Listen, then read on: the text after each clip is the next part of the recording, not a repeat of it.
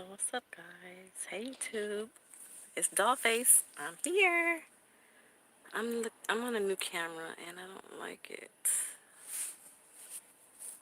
So I told everybody I was going live today, and I don't like this camera. Hey, bus driver trucker, brown sugar trucker. Well, I only saw the little part. Um, thank you, Adrian. Hey, Barb. What's up, Tavares? Hey, everybody. Hey, trapping the trucking. You guys, I hate this camera, so I got a free phone, and it is the LG Stylo 4 or something. It sucks. I hate this phone. Thank you, Adrian. So, let's see.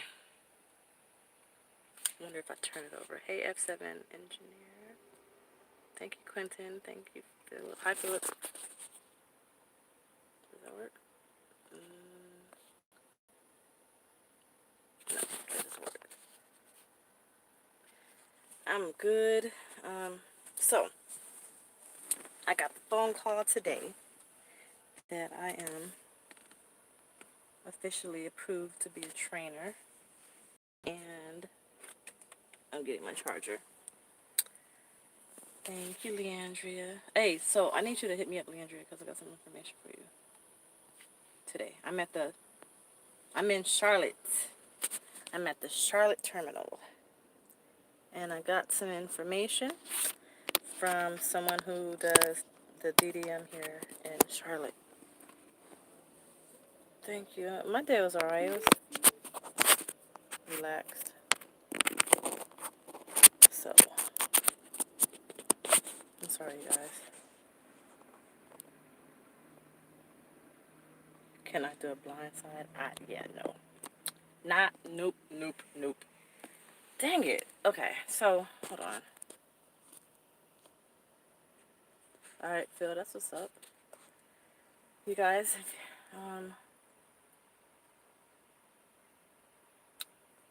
so, anyway, I gotta figure out what to do with this phone. Alright, let's see.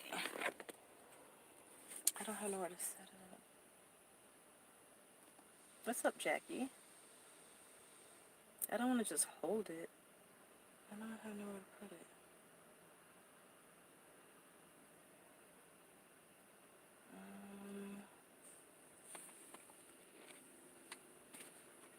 Let's try this.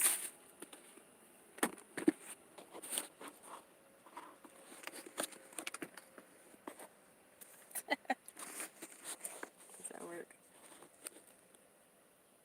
Alright. What's in the background? I look exhausted? I have no makeup on. And that's how I look when I don't have makeup on. Every time, that's why I always want to make sure I'm wearing makeup when then I got the messy hair.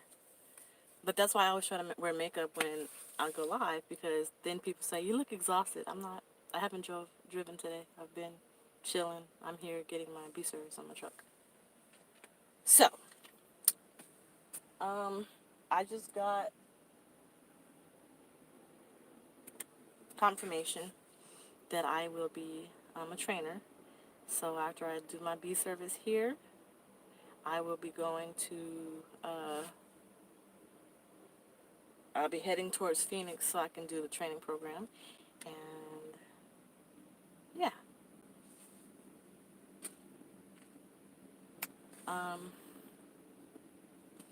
I already know about my first student.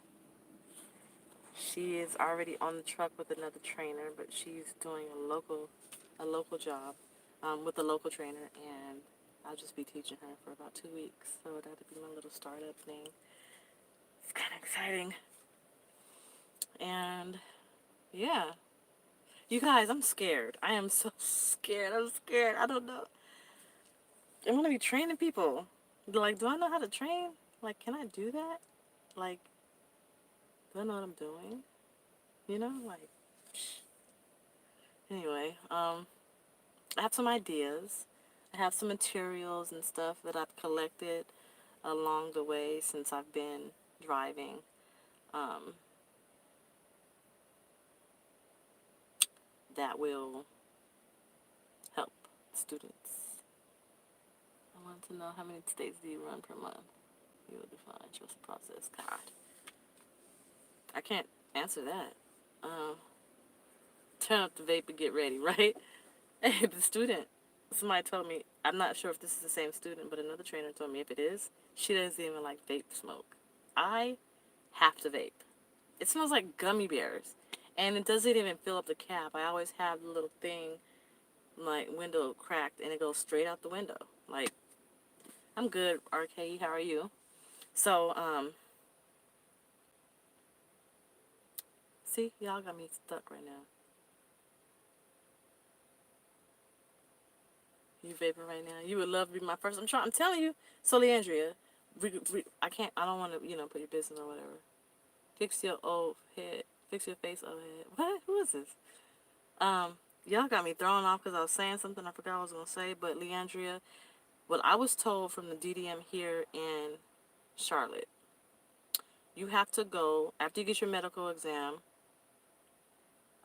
You have to go to get that thing done, and then you have to pay for it, and then you bring it back to night and show them the paperwork, and then you have to buy the application too, and they will hire you. So I don't understand what happened and why they are doing what they're doing and saying what they're saying. Go to another terminal. If you are adamant about your terminal being in Lakeland, then I don't know, but go to another terminal. You can choose another terminal. We will get along. Where are you at? I am in Charlotte. You don't. So, okay. So, there you go. If you don't have it, then take that paperwork and take it back tonight. Then you'll be good. Have you been up and down the Grapevine and Cabbage, aka the Dead Man's Pass, or the Running Away Mountain in Georgia? Ooh. I have been on the Cabbage Patch, I think. I've been on the Grapevine. The Dead Man's Pass, I'm not sure. The Running Away Mountain in Georgia, I'm not sure. Hi, Jim. So do you get to choose your terminal where you train? I just got really nauseous real quick right now. Do I get to choose the terminal where I train?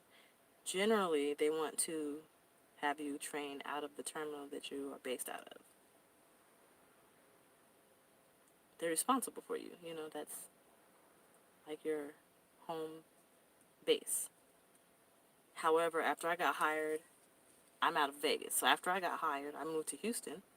And I could go to Houston terminal, but I choose to stay in Vegas terminal. And I had a conversation with someone once who asked me if I wanted to come to the Phoenix terminal. They were like, how's your terminal treating you? Do you want to come to the Phoenix terminal? And I'm like, I could do that? So I don't know what what the politics are behind it, but maybe you might be able to. They might not pay for it. Like, you might be able to say, I live in California, but I want to go to the Mississippi terminal. And if you want to train out, I don't know. I don't even know. Then I have a dog yet. My dog is at home. I'm a solo driver in my company pushing hard for me to train. They push me into becoming a trainer. I've been down Donner Pass. Donner Pass is something serious. Yeah, they told me today they really need trainers. Like, oh my gosh, they need trainers. Where do I recommend? What, as far as terminals? DollFace, you have to make the truck work for you, not you work for the truck. That's true. That is true. Dang, my mind is gone today. I have a headache right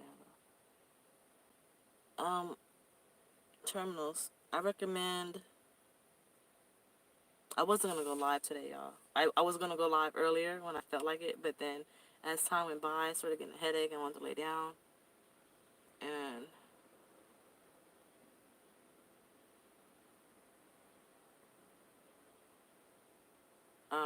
the terminal I think would be better. I think the mid-eastern terminals. Like, I can't say because Phoenix because it's a motherboard. Like Phoenix is like the motherland, right? So that's where it all started. Indianapolis because it's like brand new and like, but they go by the books. I don't know.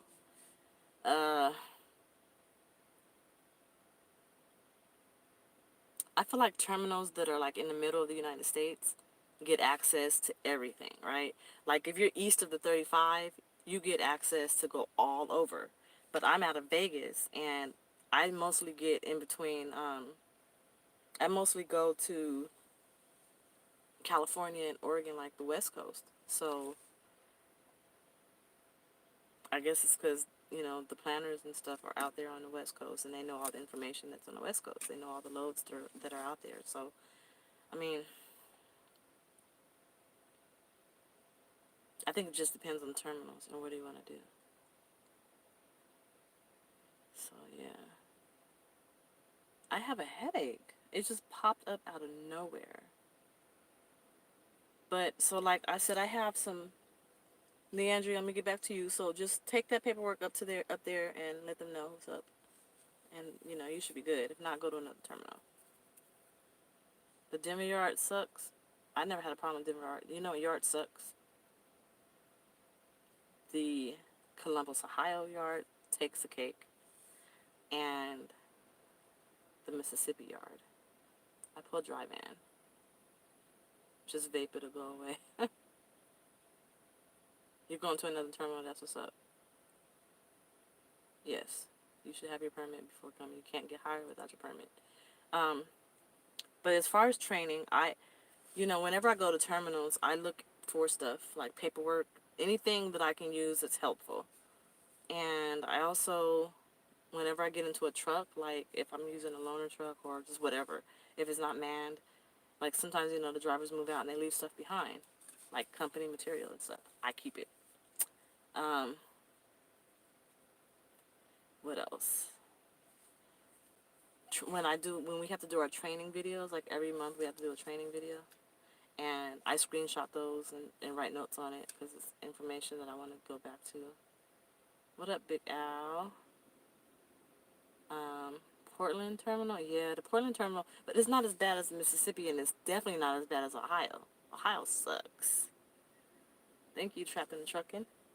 I need I need some vape juice. I just realized who you were. Yeah, I need some vape juice and some coils, but I need vape juice, and I want to try some different vape juice. I'm feeling experimental. um,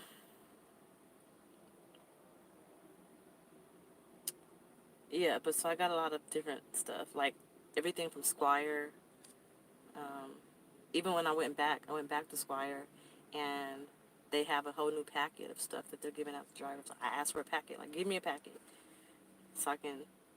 I knew back then that I eventually may start to train. All right, see you later. So I just decided, keep it, just keep everything. I'm a hoarder of paper. Test for regular endorsements. Good, all of them. Um, you'll get a lot more job opportunities and competitive pay if you have all of your endorsements. What's up, Daz Diggity? Where are you at, RKE? It's okay. I'm cool with the questions. But you don't need to have any specific endorsement to join night. Unless you want to do like port, then you gotta have like, stuff for that. I can't think off the top of my head because I have a headache, and I just grew a whole entire blank as soon as this video started. But yeah, so how many miles do I get right now? It varies actually. Like it really varies. Yeah, TWIC card, TWIC, TWIC card. I am a G getting out of that terminal when I do the right hand turn. But listen, what was oh my gosh, y'all. Ooh, you don't have to have endorsements. You should get all of them. But you don't have to have them. I think I'll be talking and then I read a comment and then I'm thinking about the comment and I forgot what I was talking about.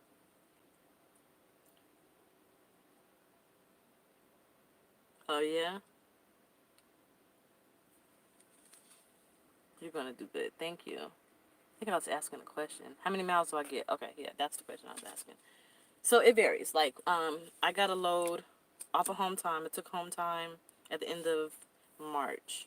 And straight out of home time, I got a load from Texas to Ohio, I think. And then from Ohio to PA. From PA to South North Carolina.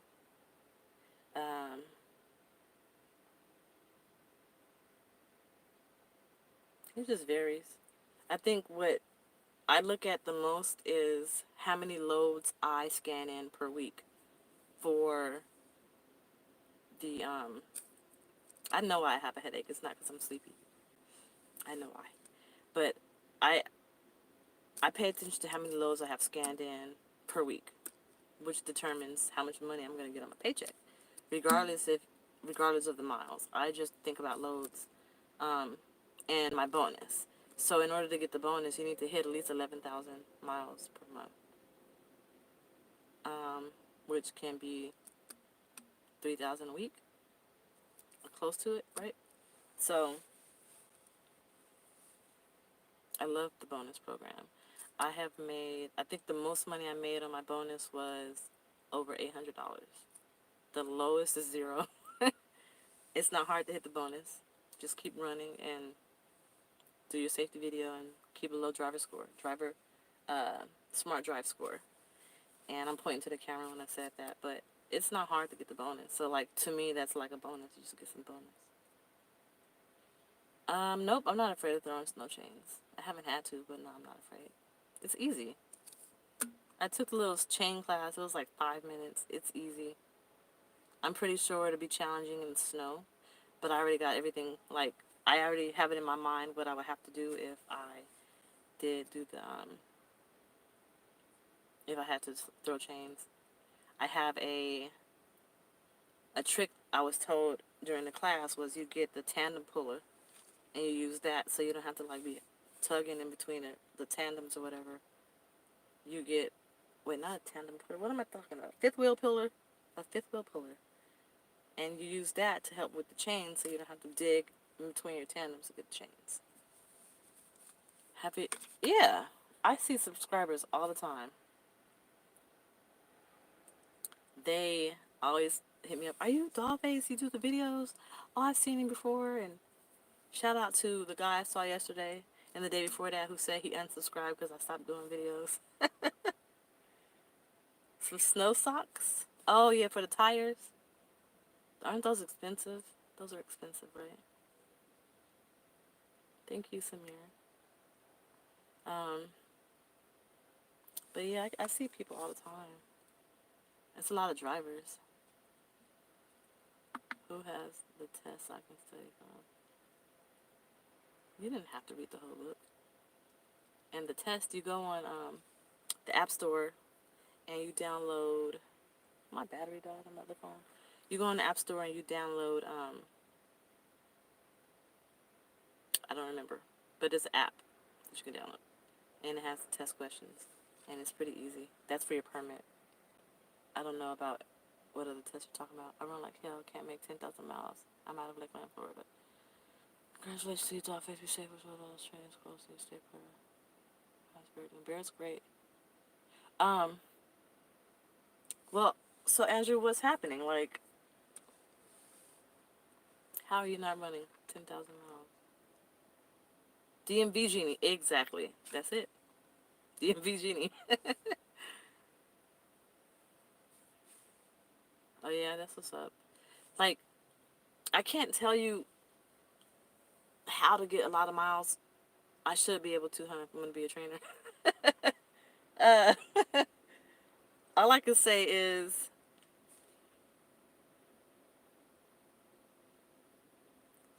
don't take 34 resets. Don't take 34-hour resets. So run between 8.5 and 9 hours a day. Don't go over that.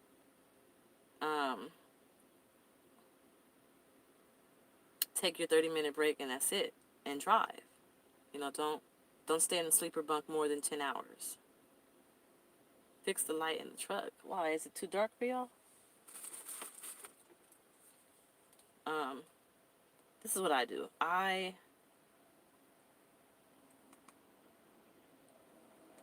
don't stay in my bunk more than 10 hours. After my 10-hour break,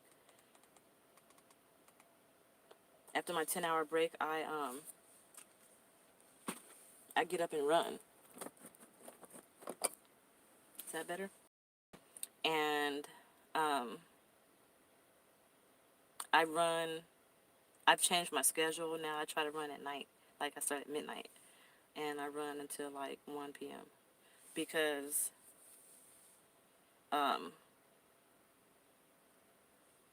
no traffic. It helps my driver score.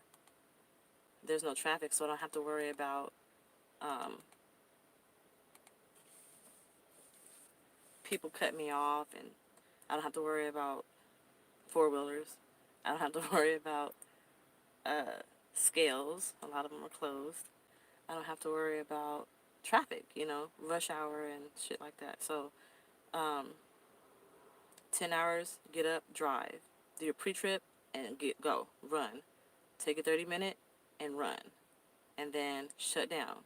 When you get to the shipper, you're not there more than at least 15 minutes, at the max 30 minutes if you can help it, if it's a drop and hook. And when you're at the consignee, again, 30 minutes. Scan your load and go again. You should try to do it between at least 400 miles a day, at least. Try to get as close to 600 miles as you can a day. Try to scan in your loads, 4 loads a week. Yeah, don't go on home time often. I don't go on home time unless I have to, unfortunately. Because I already knew that I wasn't going to be trucking long. So right now my kids are sacrificing. The boys are good, they're with their dad. The girls are good, they're doing their thing. So this is my time to just run. But if I take home time,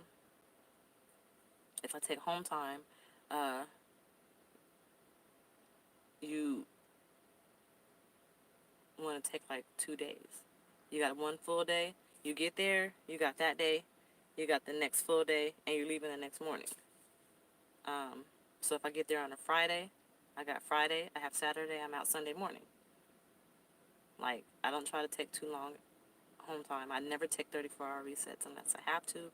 I run my clock to where I'll drive between 8.5 and 9 hours a day.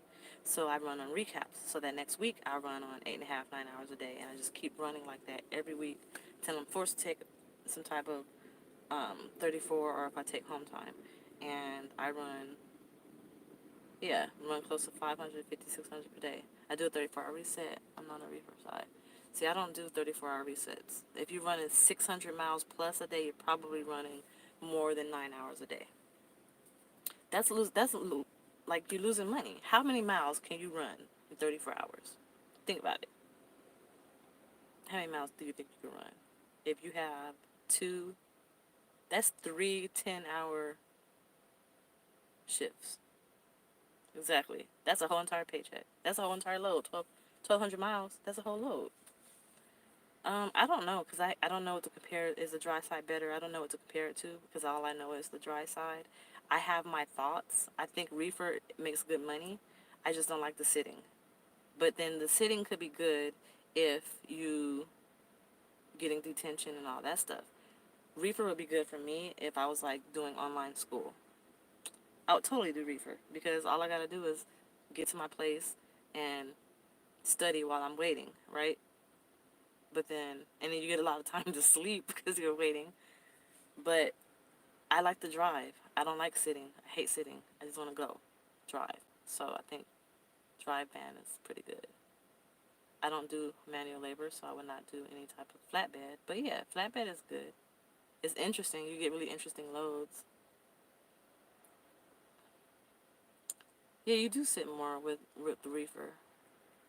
Um, because you gotta, get to the consignee or the shipper. You gotta wait to get loaded, wait to get unloaded. Um, I just dropped off a load before I came here at Food Lion. I was there 3.5 hours. That was pretty good. But I arrived there. I had to stage for an hour.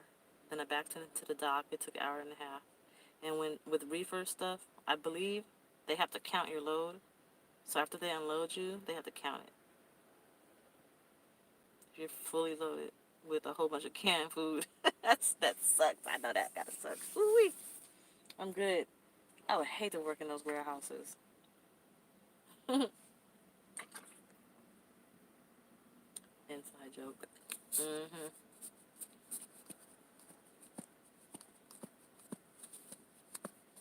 But yeah, I mean, I would do reefer. I thought about it. I seriously considered it um, about a month or two ago before I started doing the training thing. I'm nervous about the training because what if I get, yeah, I've done a tire load. What if I get a trainer, a student that is like the student version of my trainer? What if that happens? Ugh. What if I get a student that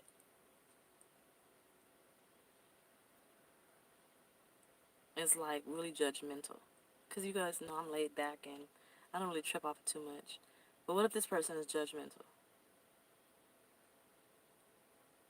I would do team.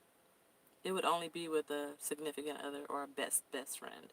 It wouldn't be like with a regular person because it's not worth it. Um,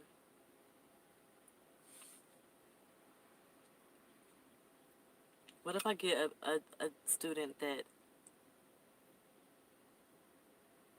preaches a lot?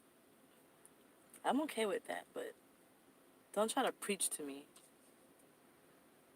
Like, I don't jump on the bandwagon, right? So when people are on to something, I try to stay away from it. Everybody was talking about this stuff with R. Kelly. I don't even know what happened with R. Kelly because everybody was talking about it. That's why I just stayed away from it. I don't want to hear about it. My uncle was a trainer and had a student who got a suicide on his top. Started talking crazy. Never did anything, but he quit training after that. Ooh, I can handle that. I was talking to somebody today and they were telling me that I might pick up this student. I don't think I will because I still have to go to training in Phoenix first. But she said that this person was saying that the people that I am gonna keep a vlog. Wait, but I'm afraid with this chick, she might not even want me to do YouTube, right? But so she says that she's holier than thou and high and mighty. I'll be training females, only females with females, males with males. So she was like, she acts high and mighty. The girl kept asking her, why aren't you at home with your kids? Like, don't you love your kids? You can ask a driver that's on the road, don't you love your kids? That's pure fucking ignorance.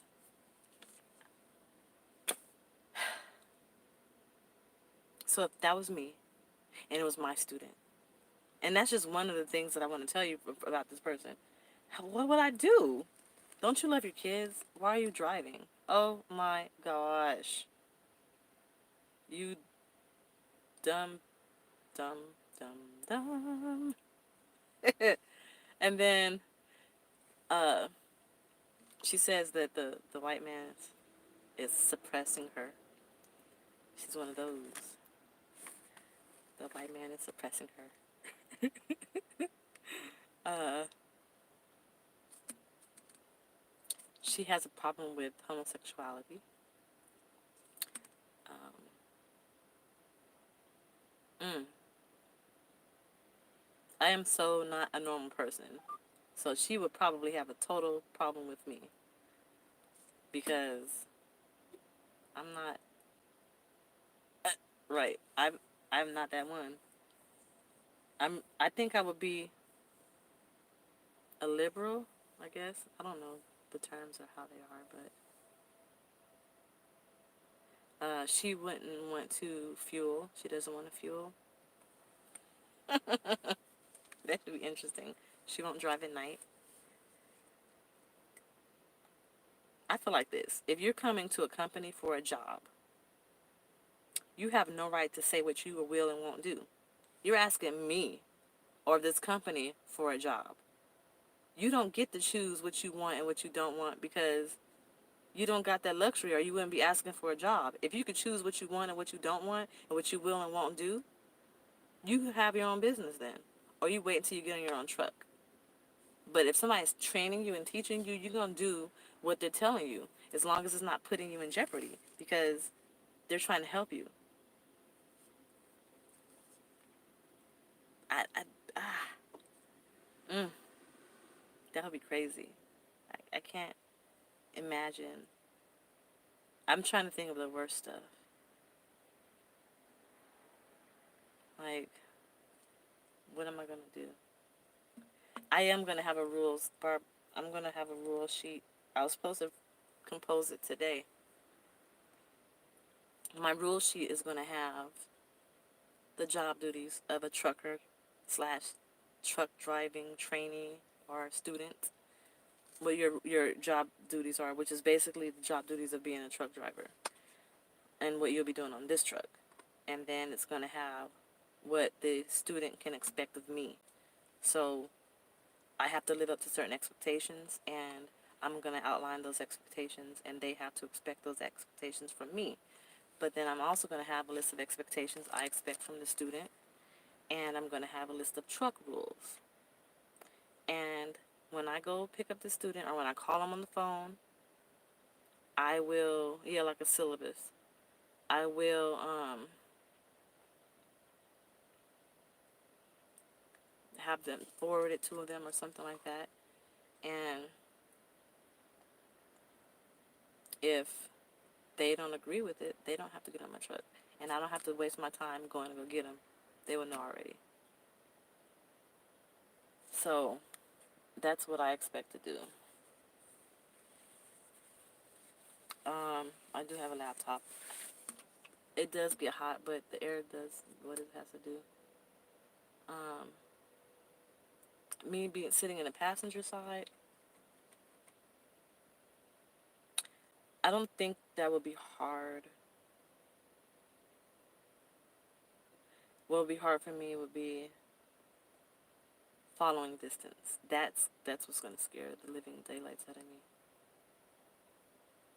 Um, when I'm in regular cars, like I've been taking a lot of Ubers and stuff lately. Oh my gosh, they drive so crazy. They drive so scary. I actually was on the way to the hospital once, and the Uber driver was driving so crazy. I'm like, "Can you slow down? You're scaring me." Like literally. And they was like, "Oh my God, I'm sorry."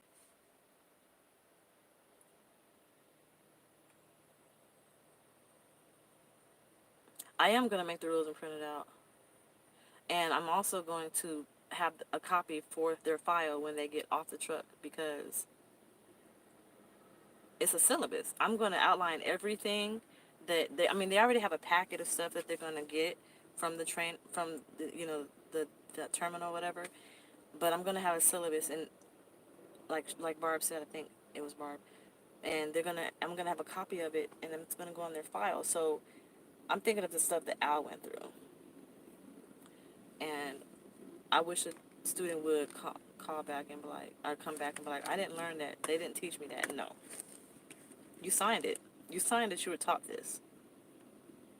Yeah, the syllabus, right. I won't be sleeping with the trainee or the student driving. I will not. Not unless it's like an awesome student and they know how to handle the truck. Then yeah, I might feel a little bit comfortable taking a nap, but I'm not gonna be like full blown sleep. That ain't happening. My life is not. I can't say that. I haven't. I'm not done. I'm not doing it yet. I don't know what to expect, but I'm not going to right now. As of now, I'm not. I can't say that will change later. Don't know. But no. We'll see what happens.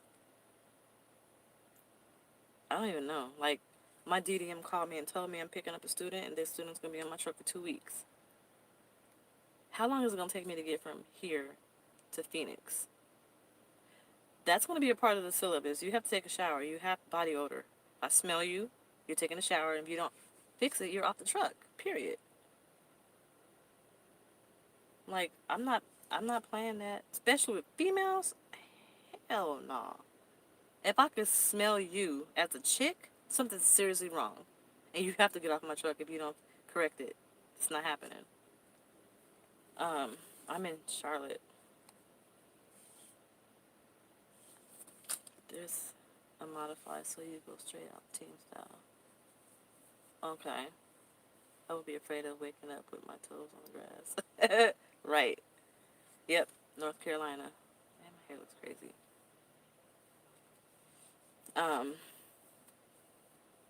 I thought about that too. Yep. Passed through Louisiana, Mississippi, Alabama. Keeping it 104 hours now. Just started watching yours. So yeah. Me and her actually hooked up sometime on the video together about travel truck. That's what's up. That'd be what's up. Hey, DollFace, I got the same truck as you. That's what's up. I like my Freightliner. I like it. At first, I wanted a Kenworth because they're starting to give out Kenworths, but that is the truck is too small. Thank you, Jim. Somebody said I look like a man. They posted a comment under my video, my first year with Knight, and he was like, DollFaceTrucker, are you kidding me? You look like a man. I'm like, dude, that's rude. I said some words to him.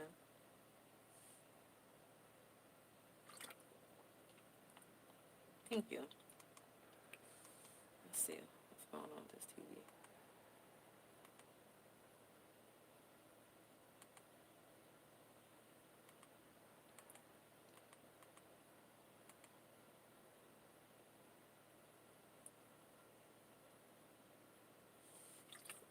What's up, Choice?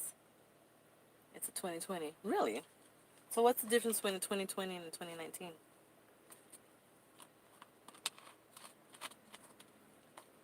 I have to go take some medicine. I'm not used to this headache. I don't understand. This is a different headache. I've never felt this type of headache before.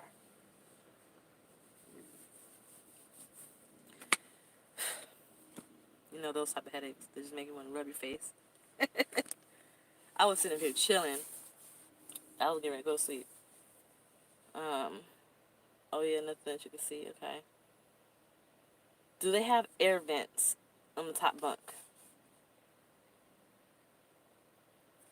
I'm drinking the Mountain Dew ice, lemon ice. Does it have caffeine in it?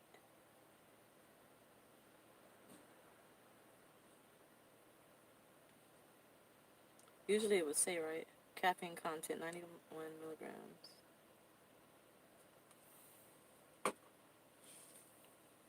Is your dog no longer with you? Haven't seen a video.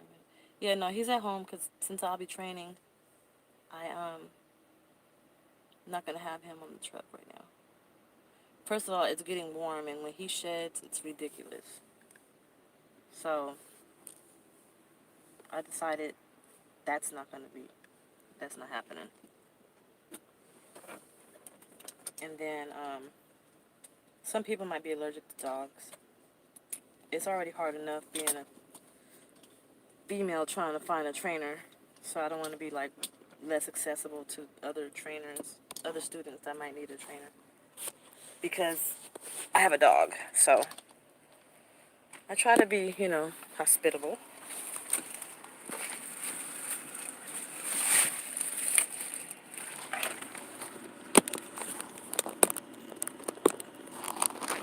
When do you get a trainee? Are you looking for it? Hopefully I'll be getting a trainee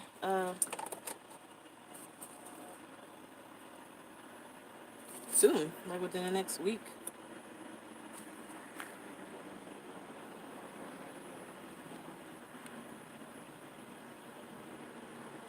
No, my eyes aren't hurting me. I already know why I have a headache, you guys. I can't tell you guys why I have a headache, but I know why I have a headache. I'm gonna take my medicine. I have some headache medicine up here somewhere. Will your student have a CDL or just a permit? My student would have a CDL. My student would have went to Squire training to get their CDL. Dude. My little basket that I keep up there. And my little stuff in it. My vape juice. It's mostly vape juice and medicine. Yeah, he's a German Shepherd. My beer. I love him.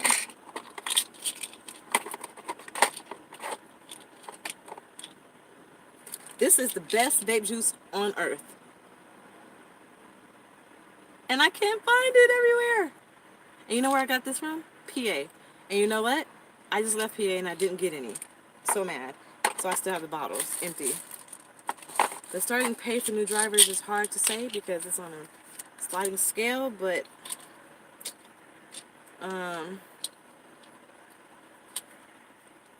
between $400 and $800 a week.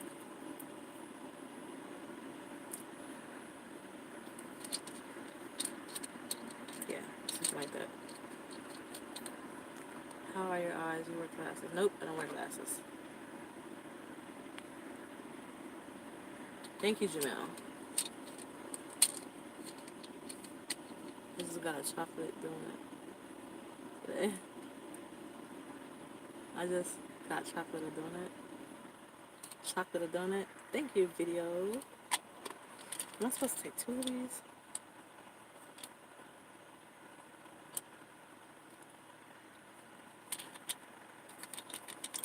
I'm not bringing him back on this truck. Too much air. It's too much. I'm good, James. How are you?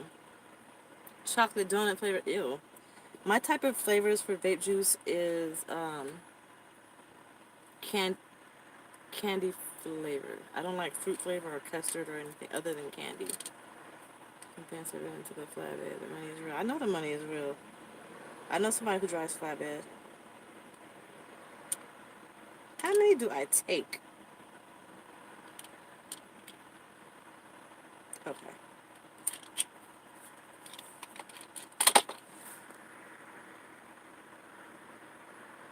Yeah, it's something about those flavors and the smell. First of all, it's the smell at first. Then the taste and the aftertaste. This one vape juice here, the only fruit that I like is this one. It's called Fruit Monster. It's watermelon apple. It's so good. It tastes like gummy bears. It's like the gummy bears. Thank you, James. Hey, Choice, that's what's up with you. Red apple and strawberry. Candy and cake. Nope. I tried it. I thought I would love it. Nope. I don't like a lot of berries because it tastes like Robitussin. And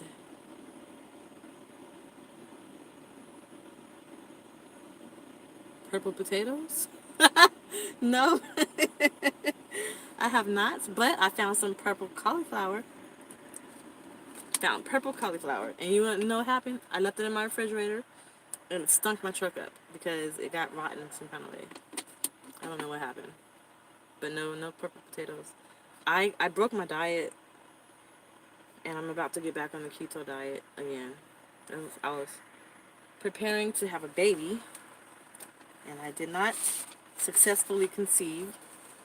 So, I'm done. I might not be driving. I mean, I may not be having a baby. I don't want to talk about it, but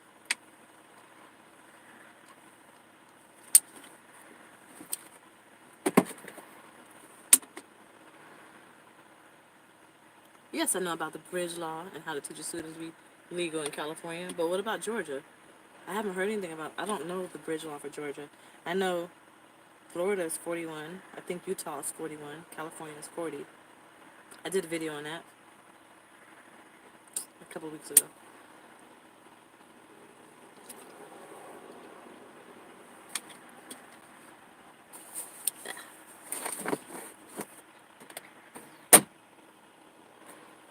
But I, I don't know what I wasn't taught.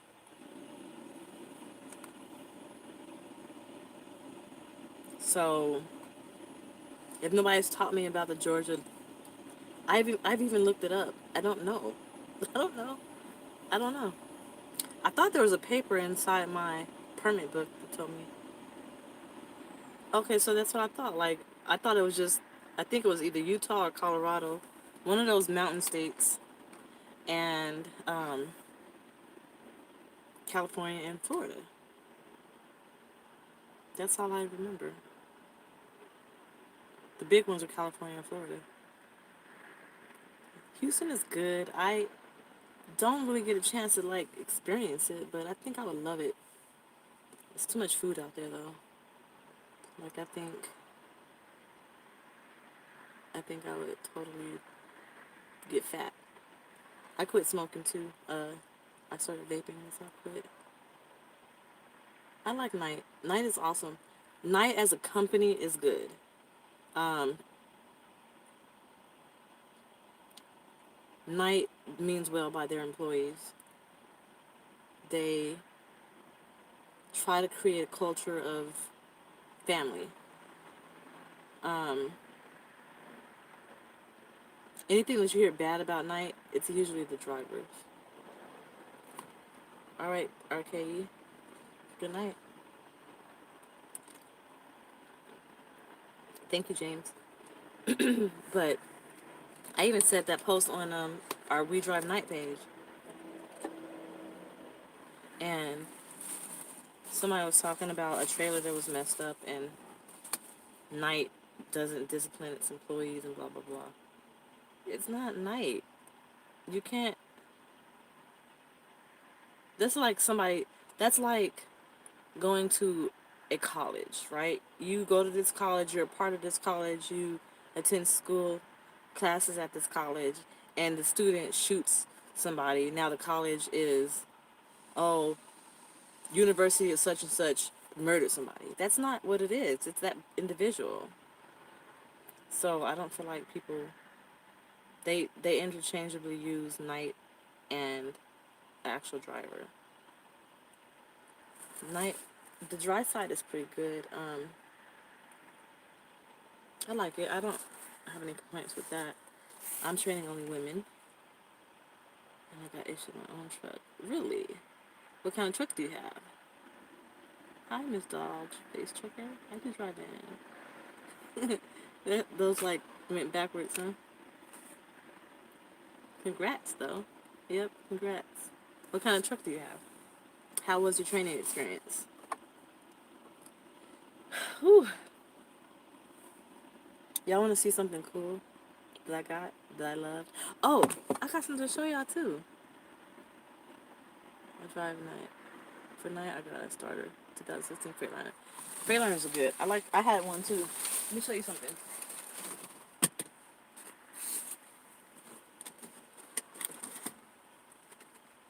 Ugh.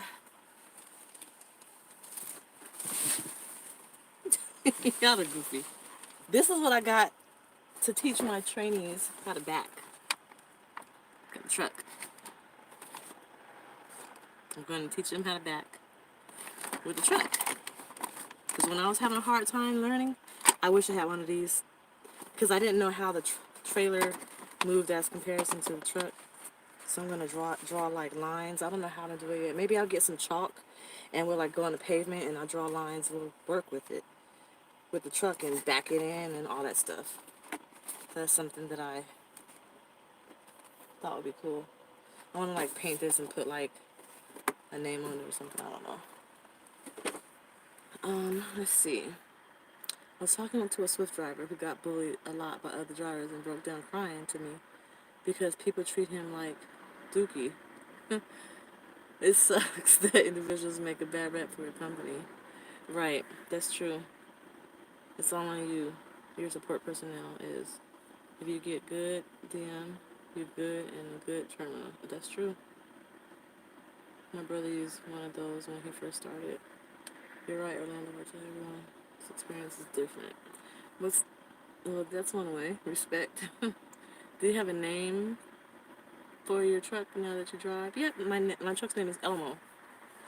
Are you really a truck driver? All this and marketing scheme.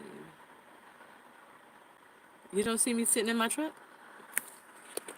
Like, you don't see the steering wheel at the terminal with other trucks over there and next to me? You don't see that? Must be blind. So, still the law thing. Yep, I will be doing the law thing still, actually. I found a program at Texas Southern, a paralegal program that I want to get into before I go to law school. And it's $4,000, which is $5,000 cheaper than the other program that I was going to get into. So I just have a couple of loose ends to tie up, and I have to get a car, and that's what I'm really waiting on. Once I do that, I will be going to school and starting that. I love feeding the homeless. I would love to feed the homeless all the time. There you go. You got to keep them in the mind frame of trucking. Exactly. Fred is just an idiot. Ignore him. He just wish he drove as a trucker. Right? Push the light above you. This light ain't gonna do nothing. The light is over here. It's not here. So if I do that, is that better? You guys got bad eyes. When I teach people how to back, I don't know if you'll be able to follow this on your neck on text, but pull your thumb towards you and your pinky away from you. Oh yeah, I know what you're talking about. Yeah, I remember that. Point, middle, and ring close to be continued. I love his videos. Who? Which one are you talking about, Leandria? Humbled life, humbled by life, inspired by downfalls. What's up, girl? Looking great. I've been driving for a while, but since you train people, I might actually need a little help. Congrats and be good. I hope it brings you everything you want to need. Thank you. I can help as much as I can, as much as I know how. Are you quitting trucking while in school? No, I plan on doing the trucking while I'm. Ugh. I plan on doing school while I'm on the truck. Once I graduate and secure the job that I want, then I will be done with the truck. Or if my boys come to Texas before I finish, then I'll be done with the truck. But I'm really strongly encourage them to stay until I get a car because I can't go to work without transportation. Join night in part because of you. No regrets so far. So I've been meaning to tell you thank you. You're welcome. Did you use me as a reference? I keep getting people saying, I joined night, you inspired me. Well, did you use me as a reference? Like, inspired me, for real, for real. I just fed 400 homeless people in Louisville this past Sunday. Truckers, I read about that. Truckers feeding the homeless. I did read about that. So when I went on this diet, I did a video a while back and I showed everybody all the food that I had on the truck, all the cabinets. This guy came to my window when I was fueling, and he was like, "Do you have a couple of dollars so I can get something to eat, or can you get me a hot dog or something?" And I said, I'll do one better for you. I gave him 2 big old trash bags, 13-gallon trash bags full of food. I emptied out my whole entire truck and gave him all the food in my truck. And this is stuff that he can put in the microwave. He doesn't have to cook. All the stuff that you have to cook, I kept it here. He had food for at least 2 or 3 months. We just what up, Dollface? I thought I saw you at the Vegas terminal Monday, but she wasn't you. Nope, I haven't been to Vegas in a minute. When you move your thumb to the left, which represents the steering wheel, the pinky, which is the trailer, goes right and vice versa. Yep, I was taught that in Squire. You got international Freightliner. I have a Freightliner. What's the empty weight for your truck? I think it's 33,000 or a little bit over. And there was like, choice, stop the clock. Do you have any tips for me for time out solo without a trainer? I'm off right now at home.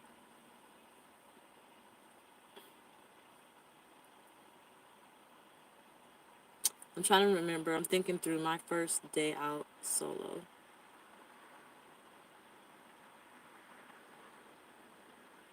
I that's a good question. What I wanted to say, I don't think I can say. I shouldn't say. um, nope, I wasn't in Atlanta earlier this month either. Um, Safety. Park at only at Petro, Pilot, Flying J, Loves. Am I missing any? TA. Because those are like the bigger ones. Don't drive. Don't stop at mom and pop truck stops. I stop at the big ones because usually they're patrolled. They're a little bit safer. They're well lit. Your seatbelt on the passenger side. Feed it through the door and lock it into your seatbelt. So then nobody can open that door on that side. Get you a crowbar. This is already in my truck. I keep it here. Somebody tries to come in here, they're getting stuck up with this. I have a knife here, and I have 2 of them in the back. So safety, I would say. And then as far as running and loads, just do what you know. You already know how to do it. You just gotta put it into practice. How you do online school? I have a laptop and Wi-Fi at Love's, free Wi-Fi. I should have, but it was literally a spur of the moment. When did you read it in Overdrive magazine? It wasn't in the magazine, it was online. I think it was, I think I have Truckers Report. It sends me messages on email or updates and stuff like that. And I was reading something and then I saw it like upcoming stories or, like when you read an article and then at the bottom you have all the other articles you can click on. I think it was that. Remember this trick when your student draws a blank while backing, grab the steering wheel. I remember you telling me that, and at the bottom, push it in the direction you want the trailer to go. So she's saying, oh, that ain't gonna work. So she's saying, if I want the trailer to go that way, then I'll turn the steering wheel that way. If I want the trailer to go that way, I'll turn the steering wheel that way. Don't do it this way. Or no, don't do it like this up here. Because you'll turn the trailer the wrong way. You got to put your hand at the bottom. And if you want the trailer to go left or right, you turn to the right. If you want it to go left, you turn to the left. That helps me out when I draw blank. But most of the time, it's muscle memory. And a lot of the time, it's turned towards the trouble. If your trailer is going that way too much, and my hand is up here, I'm going to turn my steering wheel that way, turning towards the trouble. I would love to if I can go. I want to do all these different trucking things, but my first and foremost is, trying to get stable for my family. And I don't know. It's sad how drivers out here like that. Like what? What did I miss? But like, if I'm in the middle of a load, like, how do I do that? How do I organize that? 35. What are you talking about, Al? What are you talking about? The last couple of comments, what are y'all talking about? Choice Moss is a homie. He's a good dude for real, and so that's all of this Duke gang. They do wonderful and inspiring things. Honey Banger One, Honey Badger 101 is a cutie also. Yeah, she is cute. I was like, hi, how you doing? What up, doll? What up, Highway Runner? Are you gonna do online school? Yes, I am going to do online school when I get the money. So, if you guys would like to donate to my Cash App, I can do a video and show you guys exactly what I'm trying to do. You guys can help me pay for school because it's $4,000. It's Texas. It's the HBCU in Texas. So Texas Southern University, and it's the Career Advancement Program, and it's going to be the paralegal combo class, which combines paralegal, legal assistant, and legal secretary together in one. It's a 12-week program, I believe, online. and it's like 4,000, and I need help paying for it. So that would really help. You guys can help me out with that. I would love it. Anything is accepted, and I'm thankful for, even if it's zero. The thought that counts, right? I'm eventually gonna take some home time in Vegas to have a little fun. Do you have any suggestions? Go downtown. Stay off the strip. That would be cool. We need the help and good people and good energy. Exactly. If you put your hand at the bottom of the steering wheel, you move your hand the way you want. You want to go. Yep, that's what we were talking about with, that's what Barb was talking about. How old are you? I'm 34. I'll be 35 next month. Stay in well-lit areas. Do your pre-trip on the fuel island. Always let someone know where you are. Pre-trip on the fuel island? Yeah, you can do that. Do your pre-trip on the fuel island, and every time you stop at the fuel island, walk around your truck. Never walk between trailer because someone can jump you. Dang, don't put it like that. Scare that poor girl. Sometimes you gotta walk between the trailers. Don't do it at night. Flashlight. I got this flashlight from the truck stop.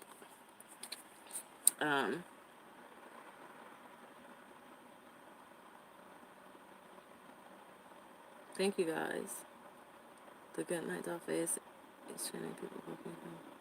I will, Philip. Good night. First, for sure. If you or anyone else is interested, get in touch. I will definitely shout that out. Let me know when, and I'll donate some. I'm doing it now. I'm in the process of doing the whole entire thing now. If you guys want, I can give you some information on it in this video, in this live feed if you want.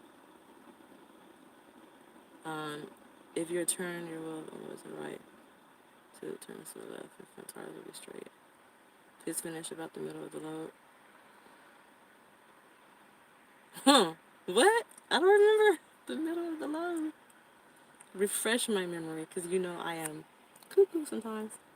Lines, Good night, James. Thank you.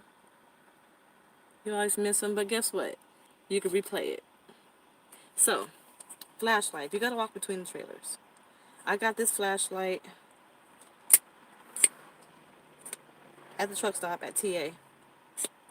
It has different settings. So the regular setting, this is the lower setting. That lower setting. This is the strobe light. Wait. Yeah, the strobe light, and then this is the SOS setting. So if you're in trouble and if somebody knows how to read Morse code, this is the Morse code for you're in trouble, you need help. And then it has a what is it called? A torch lamp, a lamp. So the bottom of this is magnetic, and you can attach it to something that's magnetic and hold on, have it, connected to something, and you can use it as a torch light. And then it's a lower setting for it. And then you're in trouble. You're on the side of the road. Put this in your mirror, in your dash, so you can let people know, hey, I'm in trouble. And this thing is bright. It shines. I don't know if I can.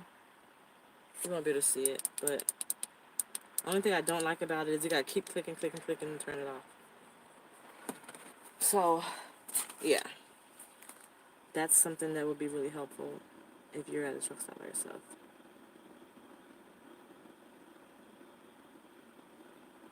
Show us some backing videos of you or your students backing. I will do that of my students backing. I won't do it of me backing because I'm not allowed to drive and back. Or drive and move the truck. Is it that different being a woman, OTR? Because I ain't never worried about anyone coming to me at any time. It's not. Nobody comes to me. Nobody talks to me. Nobody comes to me. They just stare. Stare. Sometimes they come to me and be like, oh my gosh, you're DollFace? But other than that, nobody talks to me. There's no difference. More videos. Your videos are dope. Thank you, Highway Runner. I want to make more videos. I tell you, like, remember early in the beginning when I was making videos? It's because I was allowed to 2.4 subbies. Really? Thank y'all. Hey. Finally made 2,000 plus subbies, right? I appreciate it, you guys. But remember in the very beginning when I was doing videos, I was doing them in the middle of the day, and sometimes I'll do hangouts or whatever. Well, you know, the haters. So then only choice I have is to do videos when I shut down, and by that time I'm tired. I don't feel like doing any videos. So I don't know.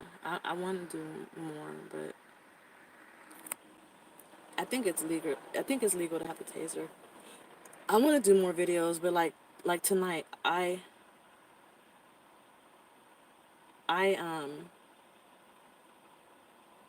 think I do better when I post that I'm going to do a video, because I feel like I have to do it, because I told you guys that I'm going to do one. But if I don't post it, it's hard for me to just get it. I don't have nothing to talk about a lot of times. I just be tired, and the only thing I can think of is just being on videos talking about how tired I am. That's boring, you know what I'm saying? Alright, Dollface. Alright, Leandra, peace, queen, sex. Alright, good night, Choice.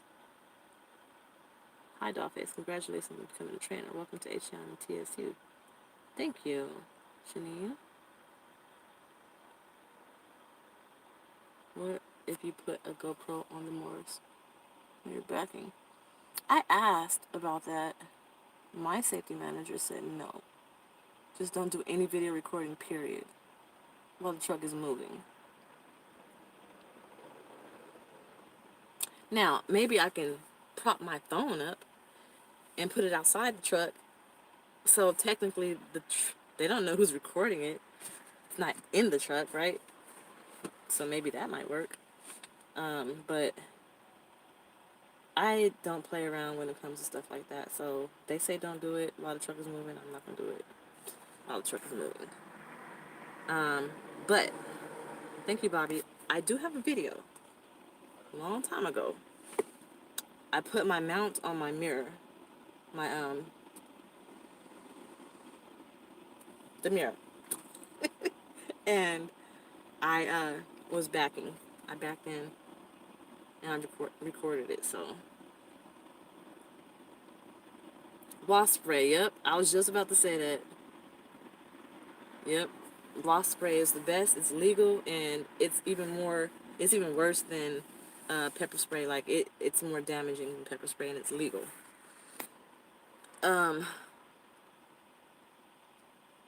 But yeah, I did a video, and I mounted my phone on the mirror so you guys can see me backing. I think I did it. I remember recording it. I remember posting it. I think I did. So I wanted the videos of me backing, but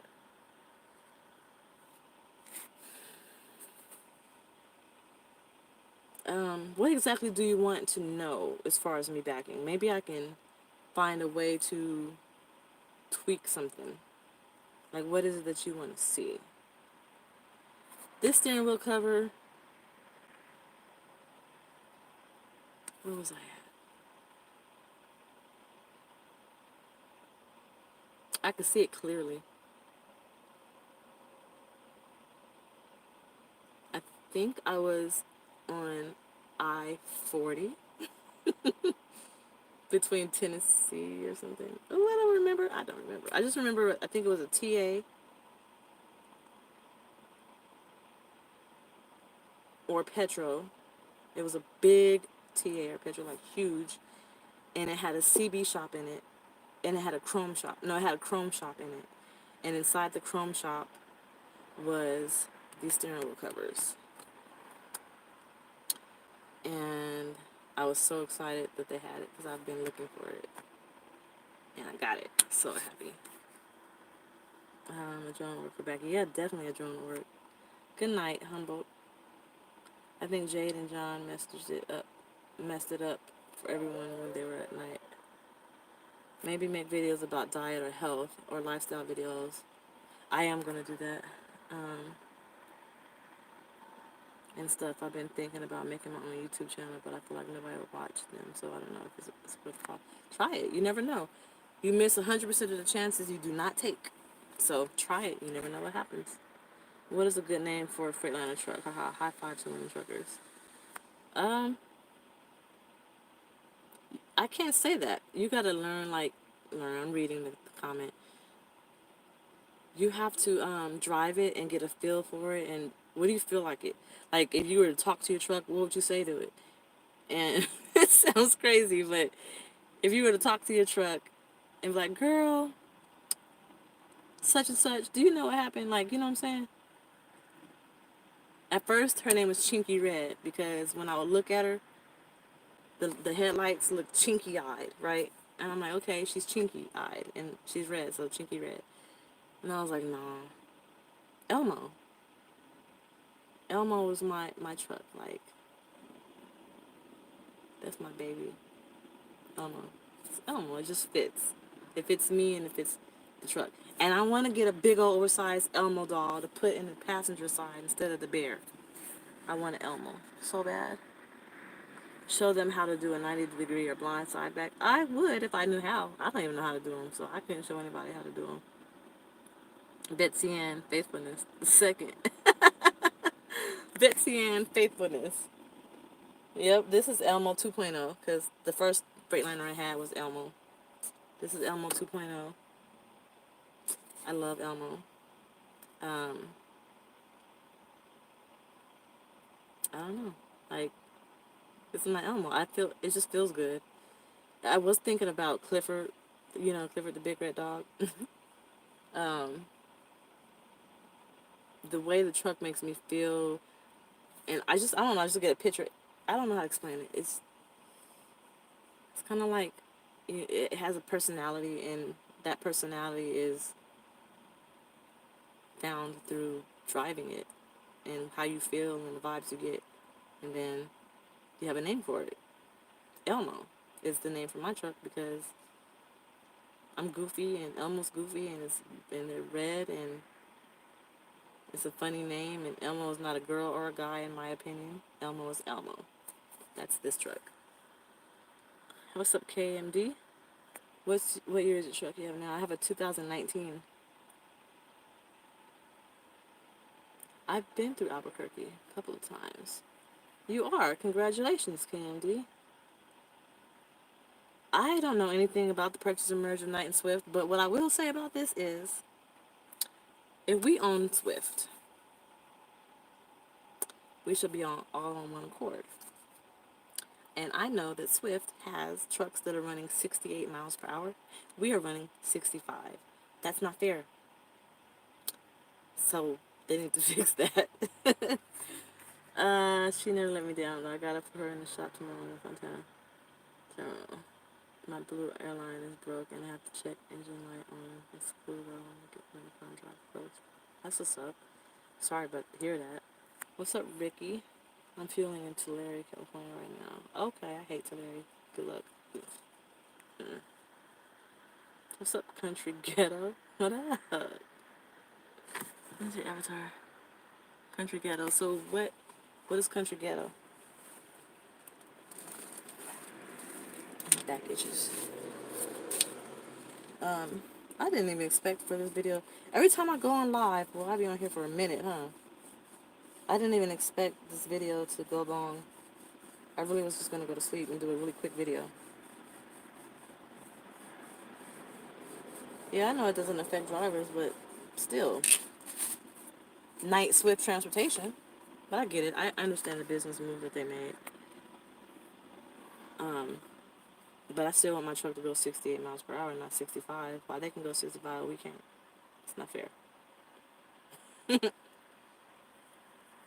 I know something is happening because we're getting a lot of Kenworth. I hate California. I'm not sure if I'm the only one. Oakland looked very poor. Also Compton. We delivered to a beer plant there, and it had the most ridiculous entrance. It was a mega truck.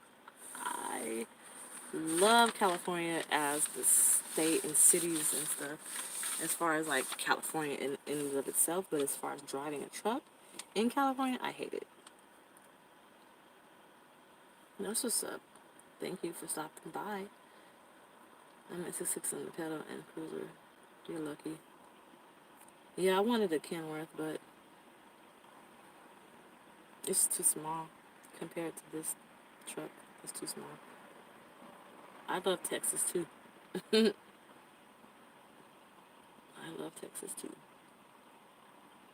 So let me ask you guys something. For the drivers that are already driving, who got experience, I got my B service today, and they told me that my wait Al. They told me that my drive tire, my steer tire on the right hand side, is worn. It's like a weird wear to it. What makes you wear one side or the other? Like, how come a tire wears unevenly? Like, what does that mean? Am I steering too much to one side, or how does that happen? Like, how does it wear? A Peterbilt? Yeah, probably. No 60 on the pedal, 65 on the cruise. Okay. Uneven pressure alignment. So what makes the alignment go out? Because I do have to get in alignment tomorrow. But how come it goes out? What? Why? Potholes. Oh, yeah, I heard about that. What's up, Harold? Your bushings on the front are wearing down. Wear and tear. I heard about potholes. I've been hitting a lot of those lately. Yeah, because, like the snow and rain and stuff has been messing my truck up. Like, dude, I'm from New York City and I know all too well about it. Uh-huh. Okay, well, I have to get 2 new steer tires, Um, and then I gotta get in alignment after they put them on. And it's crazy, like, it sucks that you have, like, a really bomb-ass steer tire, and then you have one that's bad, but you have to replace both of them. So, when they have to replace both of them because they have to match, what are they gonna do with the good steer tire? If you always have to have a matching tire. Is it gonna be used for, like, a spare or something? Like, what are they gonna do with the steer tire that's good, but they have to take it off the truck because it doesn't match the other tire? Number things, alignments, tire, stay on that. Speed jumps in Walmart, go very slow. Put it in on a drive. But I thought all the tires have to match. Well, no, the tires other than the steer tires, the tires in the back, the tread has to match, right? I don't know. We don't do that here. We don't replace worn. Well, we replace, but we don't retread. I think that's what you were talking about. They are gonna replace it. Like, it's the passenger steer tire is the one that's worn, so they had to replace the driver's side steer tire as well because they want them to match. So I'm like, what are they gonna do with the good one that's on this side? Put it on the trailer. But I had a trailer tire blowout, and those had to match the other trailer tires because I don't remember why. um,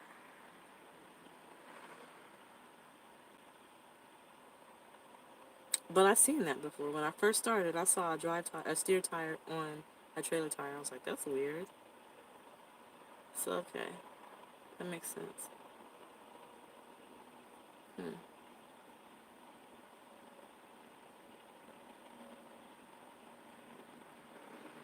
Did you guys know that they do put recaps on older trucks? I thought Nike got rid of recaps altogether. If it was your truck, it wouldn't really worry about it, but it can cause uneven wear on tires. Okay. Did you guys know that DOT has, the gross weight for your tires and tandems and drives and stuff, right? Um, but did you know that if your tires have a different gross weight, that overrides what DOT says? So say, for example, you know how you can't have over 12,000 pounds on your steers? But if your steers say you can have I'm not gonna even say it because I forgot. I didn't forget, but I'm not 100% sure, and I haven't like read up on it in a minute, so I don't want to give you guys wrong information.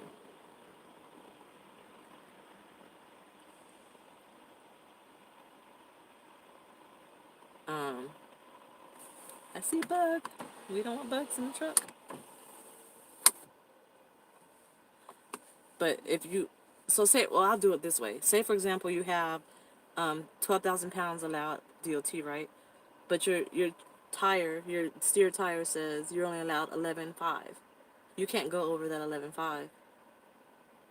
So like whenever people are getting loads and you're scaling it out and you're trying to see if you're, compliant with DOT, you need to see if you're compliant with your tires. So if your tires say 11.5, so it's usually 12, 34, and 34. So if it's 11.5, 32, and 32, you can't go over that. And a lot of people don't know that. That's really important to know because you could still get ticketed. You may not be over gross or overweight as far as DOT, but if you're overweight as far as your tires are concerned and you happen to get inspected and they happen to check it, you're getting ticketed. And also where they're cutting down on their really enforcing is sleeper berth. A lot of people are going into off duty. Yo, I'm never in sleeper berth, but you can edit it. And when you're in the truck and you sleep, go in sleeper berth. They can give you a ticket for it. Have you just used the Cat Scales app? Yep, I do all the time. That's all I use. I just sign up for it, but want to hear if anybody else used it. If you can get certified weights directly on your phone. Yep, I do. I use it. The payload weight is on the tire and have to match. Right. But so what if does the payload tire? What if the payload tire says you can have 14 on your steers? Do you have to only have 12 for DOT? You can't go over 14, even if your tires say it can? That's the question I have. You never heard the Cat app? Wow. It's everywhere. Yeah. The Cat app. I got 2 messages and didn't even know I had them. What? Oh, they gave my hometown request for Phoenix. I will be in Phoenix from the 14th to the 16th. Damn. This was okay, wait. Huh? How does it work? I can show you how it works. Let me get my other phone. Where is it at? Nope, it's a myth. You're stupid. So, while that's powering on, I'm going to show you guys something else. So, I did this for my students. I wrote this down. I put it on my zone. Number one, I put this up here so the light is not like bright when I'm driving. So, I wrote this out for my students. And I'm trying to make sure I don't push any buttons. And then I always have this because I always forget to go in sleeper berth. So out for my students too. This helped me when I first started. Okay, so what he said. Does that thing go off when you're sleeping? But my sonar, I have it on mute, so if it does go off, I don't know. I'm turning up my phone. 8% battery life? What's going on with this thing? Why is my phone not charging? Alright, so let's show you guys how to do the Cat app. If you don't, go in and close all those curtains. What do you think is hardest thing to collect? If you don't, go and close all the curtains. How are you? Load your phone. You can load how you want as long as the tires are rated for it. The series on the Volvo is rated for the... Okay.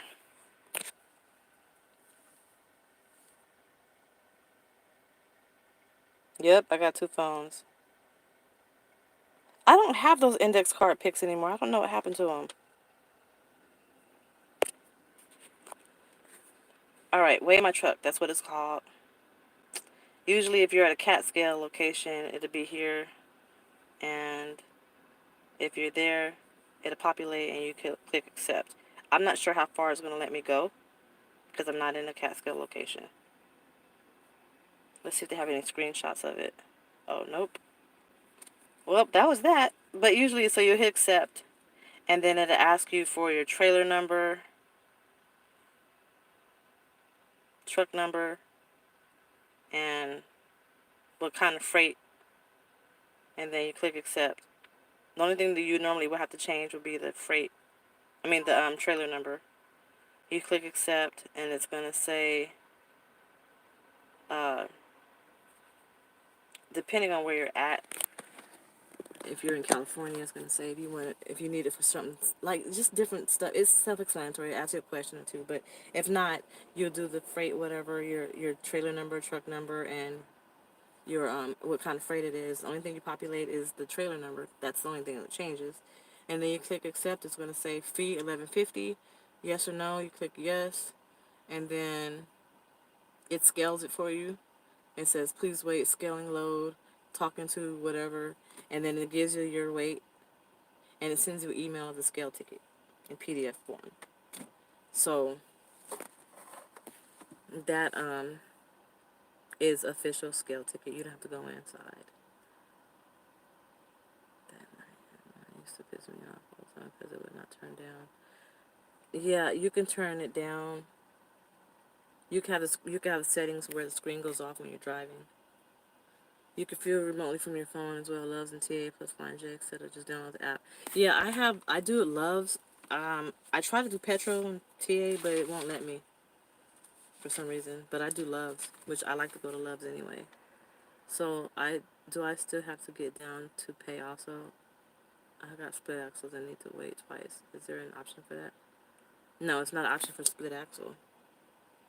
I don't know anything about split axle, but you don't have to get down to pay. Everything goes through the app. Make sure you have a way of you guys letting each other know if you leave the truck while the other person is gone or sleeping. Make sure you have a way of you guys letting each other know. Sleeping. What do you mean? Let each other know if one of us leaves the truck. Why is that not registering with me right now? Let each other know if one of us leaves the truck. So okay, I got what you're saying. Got it. Got it. I sleep light, so if I'm asleep and the trainee leaves the truck, I will hear every fucking thing that happens. Plus, they gotta get down onto my bunk to get off the truck. Out, so.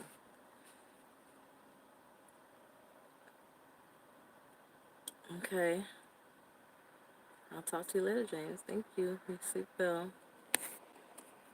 You guys are awesome. You guys are troopers. You guys are sticking it out with me, huh? I'm changing my status on here because I am off duty. And I should not be. I should be in sleeper berth. So I have to fix that. So I can get written a ticket. What did somebody say? So you got the EFS card app to show your students? Yeah, I do. I have the EFS card app. I love it. Have you used a 110 volt standard cube fridge in the truck inverter? Will it work? I had the cooler that plugs in. It kept breaking. My train had the cooler and it never broke. But my cooler kept breaking. So I just bought a refrigerator and I plugged it into the inverter and it works. It's plugged into a power strip, a surge protector, and then the surge protector's plugged into the inverter. because the last thing I need is to be plugging up some type of appliance into the truck and I break the inverter or something, and night charges me for it. So it's it's plugged into a surge protector, so I can protect my refrigerator and the inverter from any type of surges. What if the truck gets struck by lightning or something? I don't know. So I always try to cover my bases. Close those curtains so they can't see you.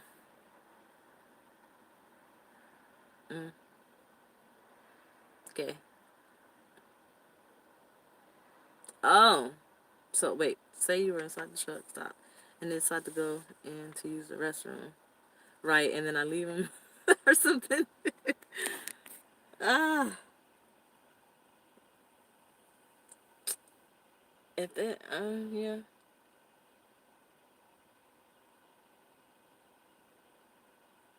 I still, okay. The Catskill for Phoenix, Arizona, you need your trailer and tractor trailer number, license plate. That's true. And in another state too, they want that too. I forgot what state it was. It only happened once to me. I just got on home time. I'm good. I got 2 weeks off. Been out for a long time. Ooh wee. I heard some appliances fried being plugged directly in. Thanks for that tip. Do you trust a stranger with your stuff? What the hell they gonna do? Um, yeah, that's a good question though. All of my stuff is gonna be put under my bunk. They can't get to it unless I have to get off my bed or I see them. And if I'm not in the truck and they are, they won't know it's under my bunk. But thank you for bringing that to my attention because I even thought of that.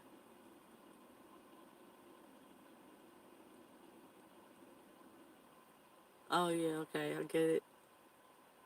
I I read them late because I try to finish what I'm saying so then I can remember what I'm talking about, because if I read your comments in the middle of me talking about something, then I read the comment and I don't remember what I was talking about. If that makes sense. Yep, I had a dog with me, Bear. He was my baby. He was a German Shepherd. I miss him. I miss my baby. I love him so much. I miss him so much. Y'all don't understand. I miss Bear so much, y'all. I miss him so much. Like, I can't even explain to you how much I miss him, because I miss him. That is my dog. He's my service animal. He has been by my side every single day for like 2 years straight. Every day. He's gone. He's at home because I'm training. Oh, I miss him. But so let's see. I was thinking maybe I'll get a safe, a locking safe, like a locking foul thing or something, and put it under my bunk. But if they want to steal that, they could just take it out. So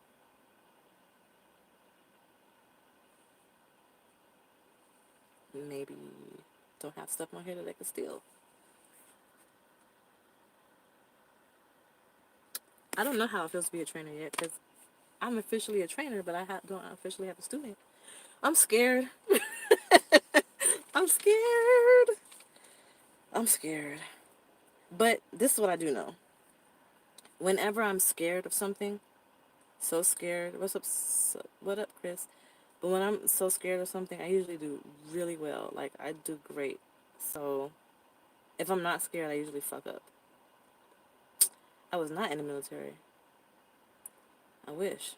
I was going to go, but I didn't. I always put hair tie bow on the gear shift when I left the truck to alert my partner that I was gone. So why wouldn't they know that I was gone? Because they were asleep? Oh, so we don't wake them up? I'm so... So it went right over my head, right? Wait a minute. So wait. I'm having a total blonde moment because I'm not getting this. If I was leaving the truck, my student would know I was leaving the truck because they would either hear me leave or see me leave. And if I wasn't here when they woke up, they would know that I'm not here because I'm not in the truck. So why would I have to leave a hair bow? Am I missing something? Like, I'm being blonde? Am I being dumb right now? Am I being retarded? I think I'm being retarded. I'm probably crazy. I got my Beats, my iPad, my Xbox, so many games, my Nintendo Switch, and the gallon full of change. I would not trust anyone in my truck that I don't know. All right, KMDC. I will, Chris. Well, you know, I have my laptop or my tablet, my phones, and my GPS, my Bluetooth headset. Um,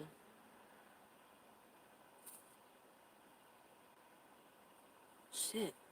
Y'all, come on, man. See, I will be passing through Houston on the way to Phoenix. I'm just taking everything off the truck. How about that?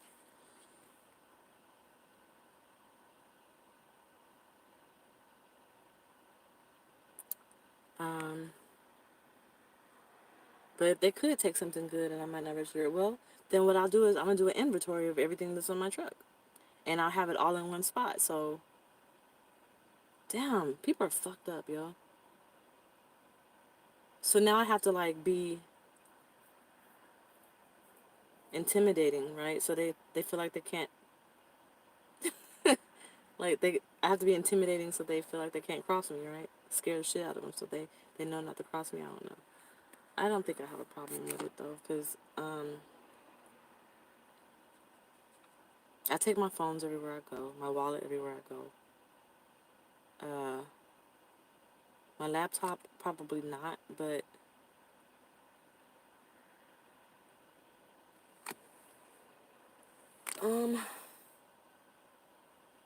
maybe I'll find a way to lock it up somewhere where they can't get to it.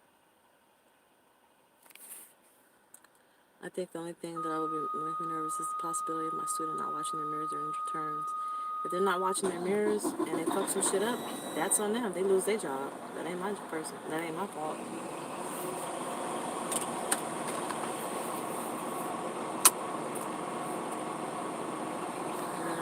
If you get out of the truck, if you're...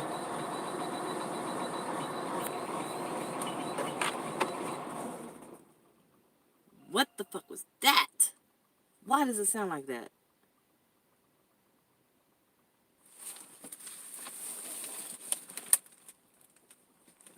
Fuck.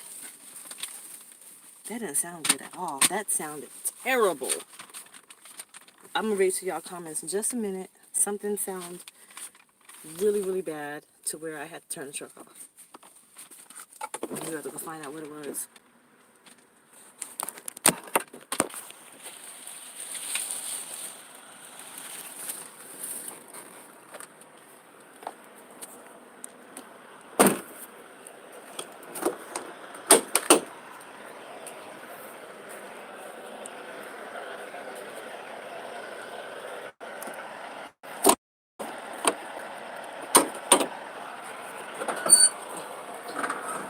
All right. I'm scared to run the truck because how it sounded when it was running. It sounded like, I don't even know how to explain it. I don't even know what to look for.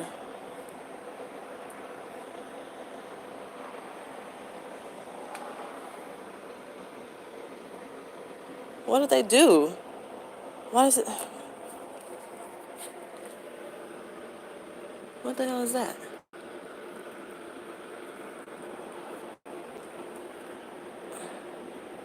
They got goop everywhere. Look at this. They have goop everywhere. I'm gonna turn the truck on so you can hear. Hopefully you'll be able to hear it. Damn.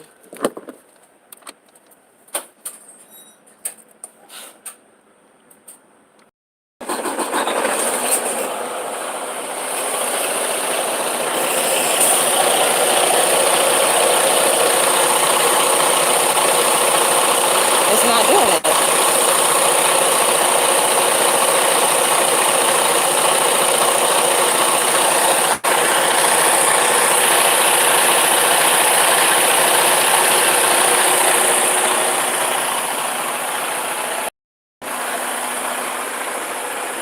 Okay, I'm gonna walk around and see if I hear it.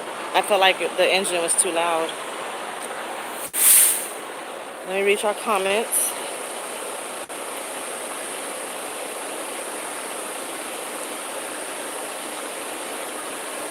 If you get out of the truck with you and they get out to pee when you're in the stall, they come back to the truck and take off because you think they're sleeping. Oh, well, the rule is they're always, if I'm getting out the truck, if we're both getting out, I'm locking the door. A box of cigarettes? No. If anything, he should be buying stuff for you. Knight had given us so many loads during training, it felt like a real team deal. We made at least 5,500 miles in 1 week. Wow. My deal suggestion would be not to let them in the truck when you're not in the truck. Set some ground rules like don't mess with my stuff or you will get jacked, but nicely. That was the belt. It wasn't the belt. I don't think it was the belt. It sounded like, I can't explain it. Like, it sounded like a putt-putt, like it was putt-putting. You got that kind of money to blow. Banner belt, phone belt. This is grease, sounded like a rattle. There's only region, your belt was sleeping. Region, no. I just got my B service done on it. It's not making the noise anymore.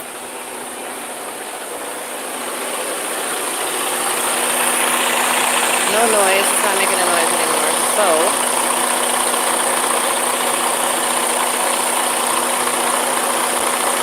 I guess this is the first time the truck was turned on since they did my B service.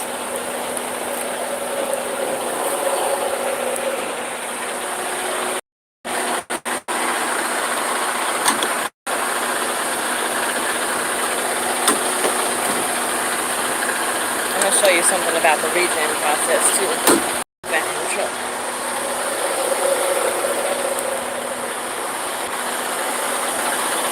That, you know what, that sounds exactly right. The putt with the fuel system, that sounds like what it was that I couldn't explain. Yeah. Okay. So, this is how I know if I need a regen or not. Tell me right there. So I don't need a regen.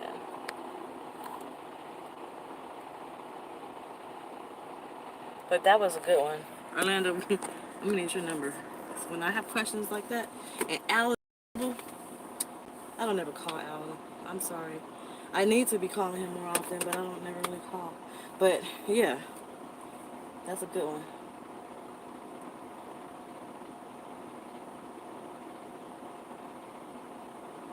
Okay. I was tuning on my team. Did they let you choose a Freightliner? Are you on TikTok? I was on TikTok.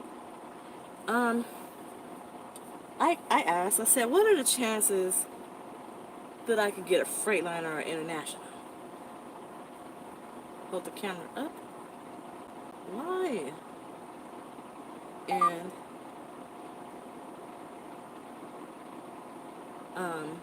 she was like, why, do you want an International or Freightliner? I said, yeah. And she said, we'll see what we could do. And she's like, we have a Freightliner and we have an International. And I was like, okay, I want the Freightliner. No, she said, we have a Freightliner, and she gave me the Freightliner. I wanted the old International because it's big on the inside, and I needed a big truck for Bear. Yeah, we figured that, figured that that's what it was, bar potholes, too. I like the International, so they're big. Electrical faults. I don't like the new International. I like the old one. Yeah, I don't like the new ones. A lot of the newer trucks are going to have, like, a little, like, you know, a couple of tweaks and stuff that are ticks wrong with it because it's new and it has to get worked out. I did not know that in California. Did not know. You know what? Just because of that piece of advice made me think of a business opportunity.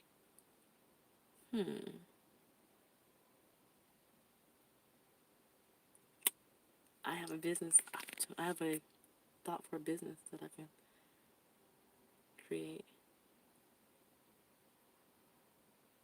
Thanks, Jim. I might have to find out how I can do that. So I was going to show y'all something else too. Look. These are chocolate M&M candy bars. Awesome, right? Bomb.com. These are so good. I haven't had the crispy one yet. I had the peanut one and the almond, but I haven't had the mint or the crispy. Good. It's like my favorite candy bar. They told me at the terminal that they train people in international and Freightliners. Yeah, because they're big. But they train people in the Volvos too, because Marlo, she has a Volvo, a new one. I'm be surprised about California. They have so many dumb laws. Maybe they will create one that will restrict you on which hand you're supposed to wipe your rear end. I need that. I've never seen that before. The candy, yeah, they just came out with them. So you know, like how the chocolate inside the M&Ms tastes different than regular chocolate. You could tell like it's an M&M. Nobody else has that type of flavor. Well, the chocolate candy bar is made out of that same chocolate. Yeah, I'm not going to have the GPS for the student when I do get a student on the truck. The GPS is going to be put in the middle, and when they're on the driver's seat, it's going to be facing me in the passenger seat. And I'm going to have the sound off so I can see where we're going and make sure we're going the right way and how to reroute us. But they're going to just have the road atlas, and they're going to write their route suggestion on the windshield. So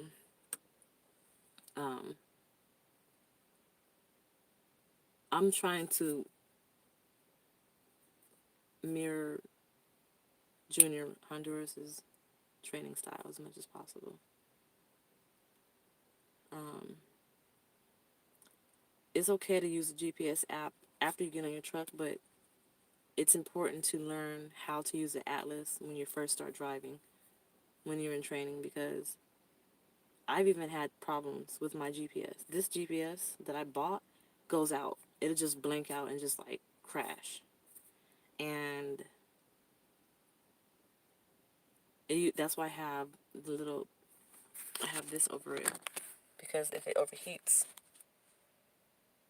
I created that so the sun can keep it from overheating. And you just have to know, like, sometimes the GPS would send you somewhere you're not supposed to be. You need to know how to get out of the situation. You need to know how to use all your resources. Yeah, that's true. And even the atlas will too. But at night they tell you, well, my terminal told us, don't depend on the GPS. He told us a story of how the trucker's GPS, led him somewhere where he wasn't supposed to be, and he got fired because he ended up in the forest or something somewhere, and he had to get towed out. That happened to me. I was able to get my way out of it, but my Rand McNally, the company the company gave me, Knight's GPS, sent me somewhere I wasn't supposed to be.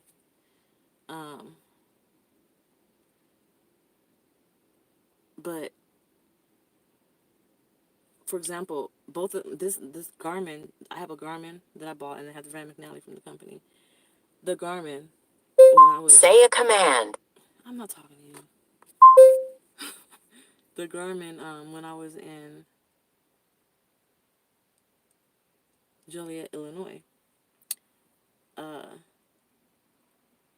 said to turn right so I can go to the terminal.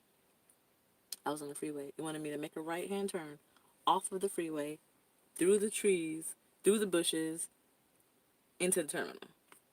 Like, how does that happen? Common sense knows you can't do that, but some people actually try it. Sometimes the GPS will tell you to go on a street that's not trucker friendly. That happened to me too, from the Rand McNally, from the company. I was in California, and I was getting ready to deliver, and this was during the time that they had all the wildfires, and I turned down the street, and the highway patrol had it all blocked off because behind them was where the fires were at.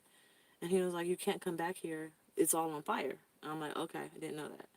And he was like, "You're not supposed to be back here anyway. This is not a truck route." Now, the stupidest thing you could say to an officer is, "My GPS told me." That's not an excuse, because you're supposed to be able to use your road atlas. And even that's not an excuse, because you got to go on to California's DOT website and look at the official truck routes that are updated for that specific day and time that you're in California, because they change all the time. My GPS, both of them, Rand McNally and Garmin, said it was a truck route. My road atlas, I'm pointing up because it's up there, said it was a truck route. When I went onto the DOT website for California, it was not a truck route. He could have gave me a big fat fucking ticket.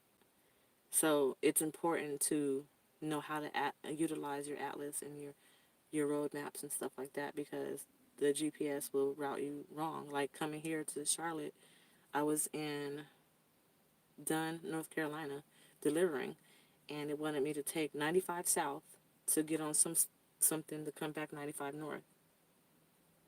If I was following the GPS and didn't know where I was going, I would have wasted precious time and miles going down the wrong direction just to get back on the freeway to go the right direction. So what if there's a time where you, like, everything stops working, like Y2K type thing, like everything stops, everything. Your Zonar doesn't work, your GPS doesn't work, your phone doesn't work, everything just stops working. How are you going to drive? You going to say you can't go because your GPS isn't working? So,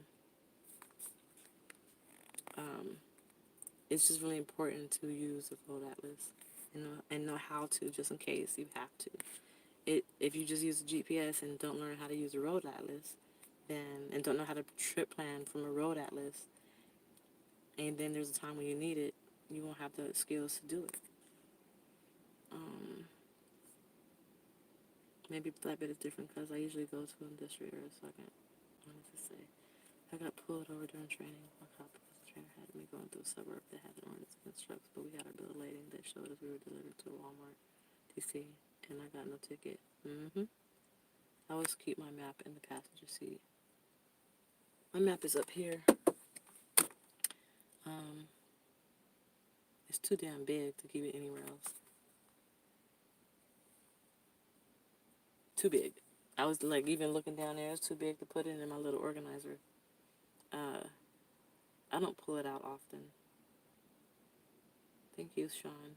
Because the same map that I can pull out, which is outdated, I can just go on the DOT website for that state and find out. Like, for example, I was in Atlanta, and I did not know this. You can't be on a 215 or something like that. So the Garmin told me to get on the 215. Once I got on it, the Garmin said, "You can't be on here. It's not advised for truck route." Rand McNally is telling me it's not advised for a truck route. And I'm like, well, what? It's a highway. It's a freeway. How is it not advised for truck route? I don't believe you. I was arguing with the GPS. I don't believe you. I don't believe you. Long and behold, I had to pull over because it just kept screaming, not advised for a truck route, not advised for a truck route. Like, it was screaming. The GPSs were. So I pulled over on the highway. I pulled out my map, my road atlas. The road atlas says it's advised for truck routes. So I'm like, what do I do? I went on the DOT website for Atlanta, and long and behold, you can't, 285, or 85, yeah. Long and behold, can't even be on there. Cannot be on that road. It's only for local deliveries. And I was scared, and I looked around, and I don't see any trucks on the highway. I'm like, damn, that really could have been me. Barb, as far as a seatback organizer, I didn't get one of those because I had my daughter in the truck, and she would have needed to sit, and I don't want her sitting on my stuff. So I got one of these organizers, the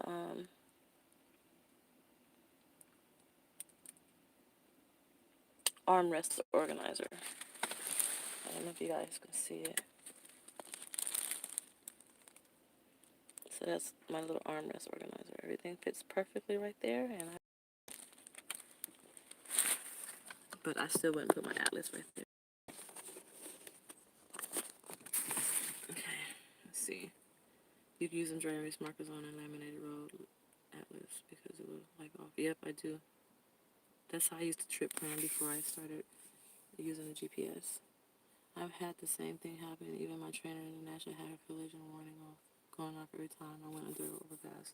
This is another international glitch. That happens with all the trucks. My truck does that too. She would have had to have gone. Who was your trainer? I think I know who you're talking about. Was it Marlo? My dad did that in the 70s, and his story is hilarious. Talking about the type of storage on the back of the seat. Yeah, I wouldn't want that either because the seat is pushed all the way back. If I was gonna have no, it won't work. I need everything to be accessible to me while I'm driving. I can just grab it and keep my eyes on the road. Grab it, right?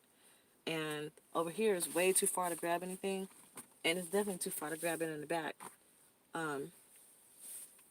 And like my clipboard is right here, so when I stop and I'm getting ready to deliver my load, I need to be able to just grab my paperwork and go.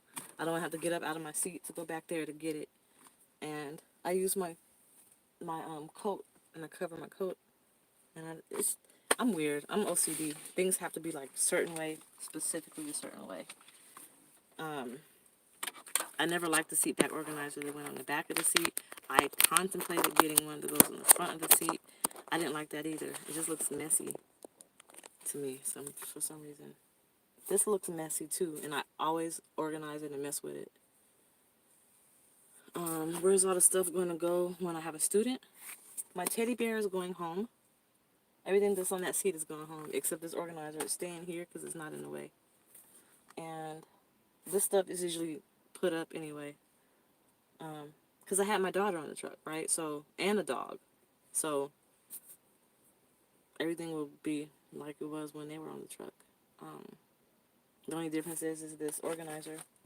And it stays out of the way. They can still rest the arm up here. They don't have to, like, it's not going to bother them. They can rest their arm here. They just can't lift this up. This is not going to move.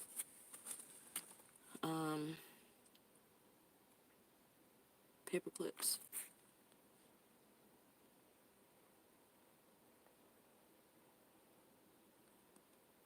Yeah, I have paper clips too on little clips. Would you sleep while your student drives? No, we're not. We're not allowed to. Because we're not team driving. We will be, like, I have to be up teaching them and watching them and coaching them and guiding them on how to drive and what to do and make sure they're doing it right and make sure we stay alive. So, yeah. You had to do that the whole time training. What? Team drive? I have my opinions on it. If my student is really good at driving, like they get it, they're good, they know what they're doing, we have no issues, and I'm confident that they know what they're doing, I might take a nap. But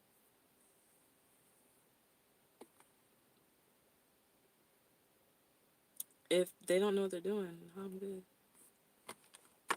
I didn't even know y'all went anywhere. Both of y'all, you and Bike, you and Tavares, y'all left and came back at the same time. Did I keep my passenger visor down? No. It's a no.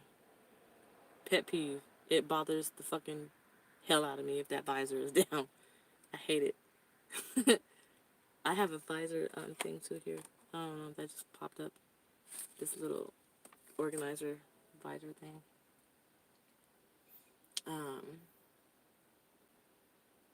But yeah.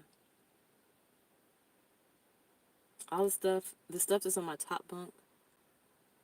Only place I don't know where I'm gonna put is my dirty clothes. Do you have driving shades for the windows or glasses? Yes, I do.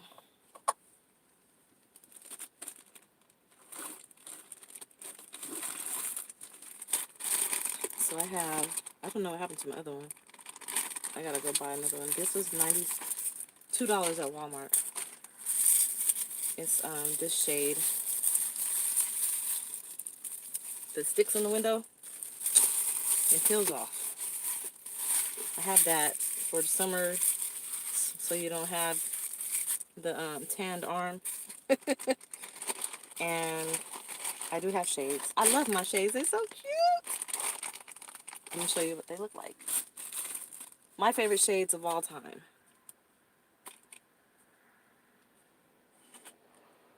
These stunner glasses, stunner shades. Look at all the little rhinestones. Aren't they cute? Yeah, I know she OCD. She knew exactly where to reach for them window shades. I told you. We were just having this conversation before you came on here. And not only do I have those, I have these. So at first I made these. Uh-oh. It's stuck. I made these, but this is scratched. So I love these because they're pink. They're rose gold and pink.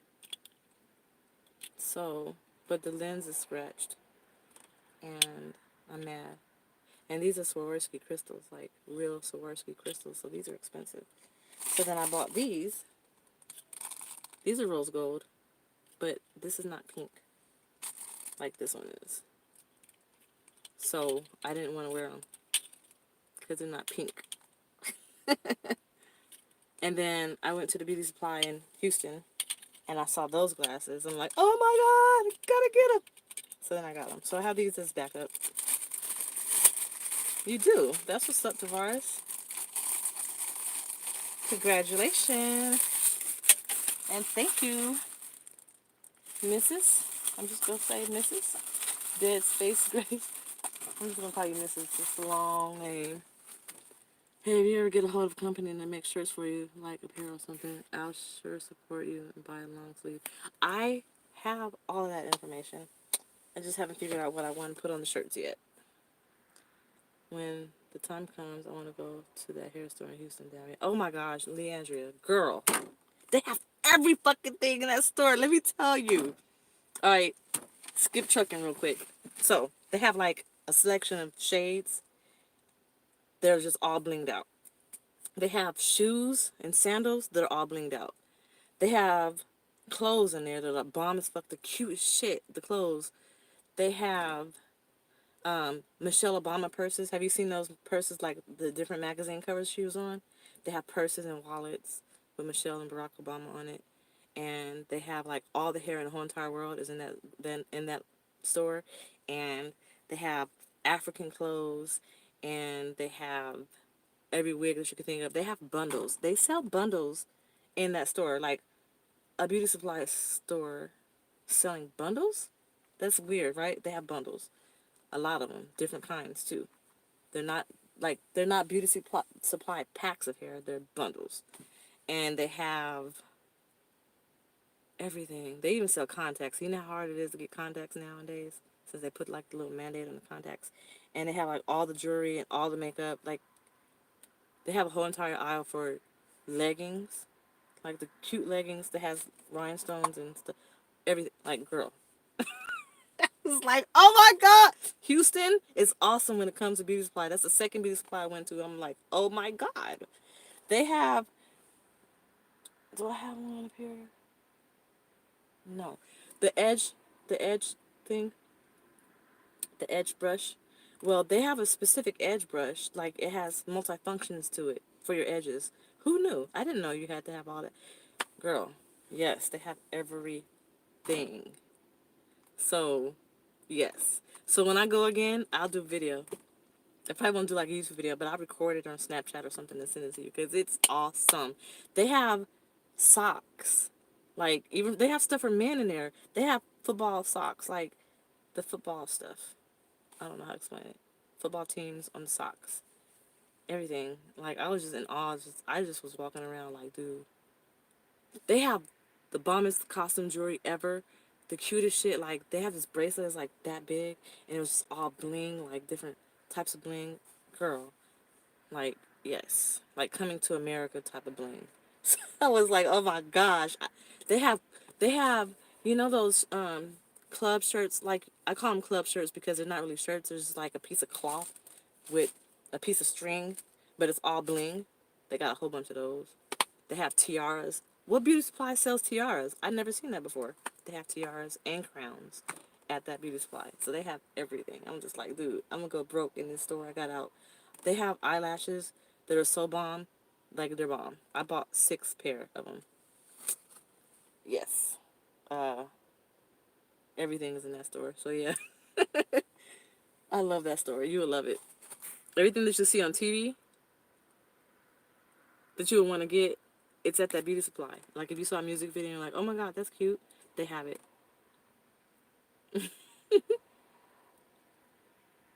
Alrighty, see you, Mrs. I'll see you around.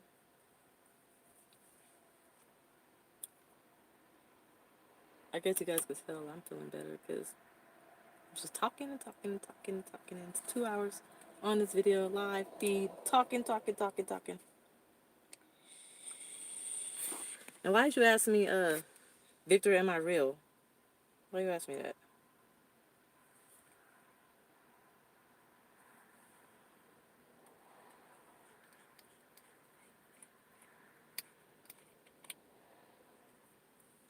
What happened to you guys? Did you guys fall asleep? Ain't nobody talking, commenting, and stuff and stuff.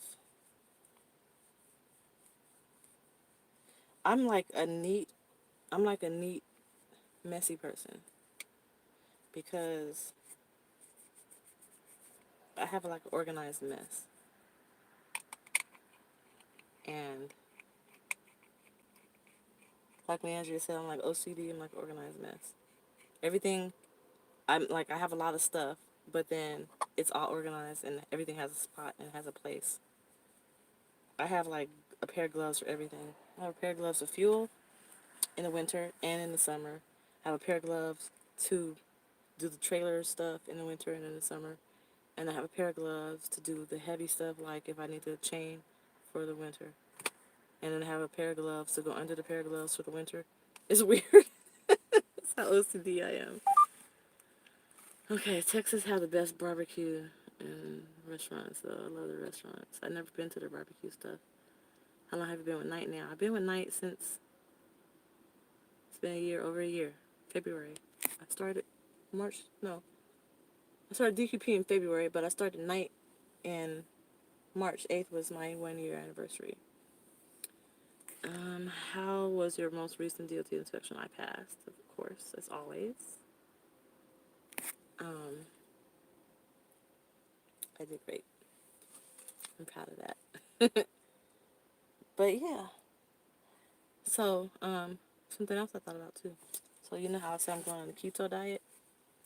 And they have this thing called the fat diet. Like when you start the keto diet, you want to start the fat diet first. And that helps you go into ketosis. And one of the main things that they always talk about is this keto-proof coffee, or bulletproof coffee. And they make this creamer for it. I was excited when I saw this because I love me some coffee. The creamer is usually what messes you up because it has a lot of calories and stuff. But look at that. Bam. Keto creamer. Optimal low-carb ketogenic nutrition creamer. Clinically proven to lose weight and keep it off. It has grass-fed butter and coconut oil MCTs. And those are the things that will help you lose the weight. So I'm about to get back on my keto diet. I lost weight. I lost 15 pounds in 15 days being on the keto diet off and on. And yeah, it can be. But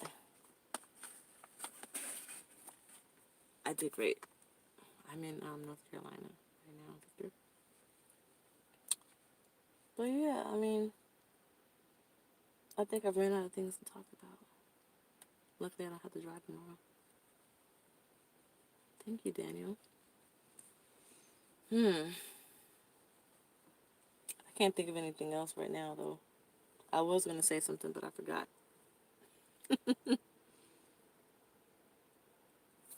Intermittent fasting, yeah, I do that too. Intermittent fasting, that's good, Leandria. That's what's up.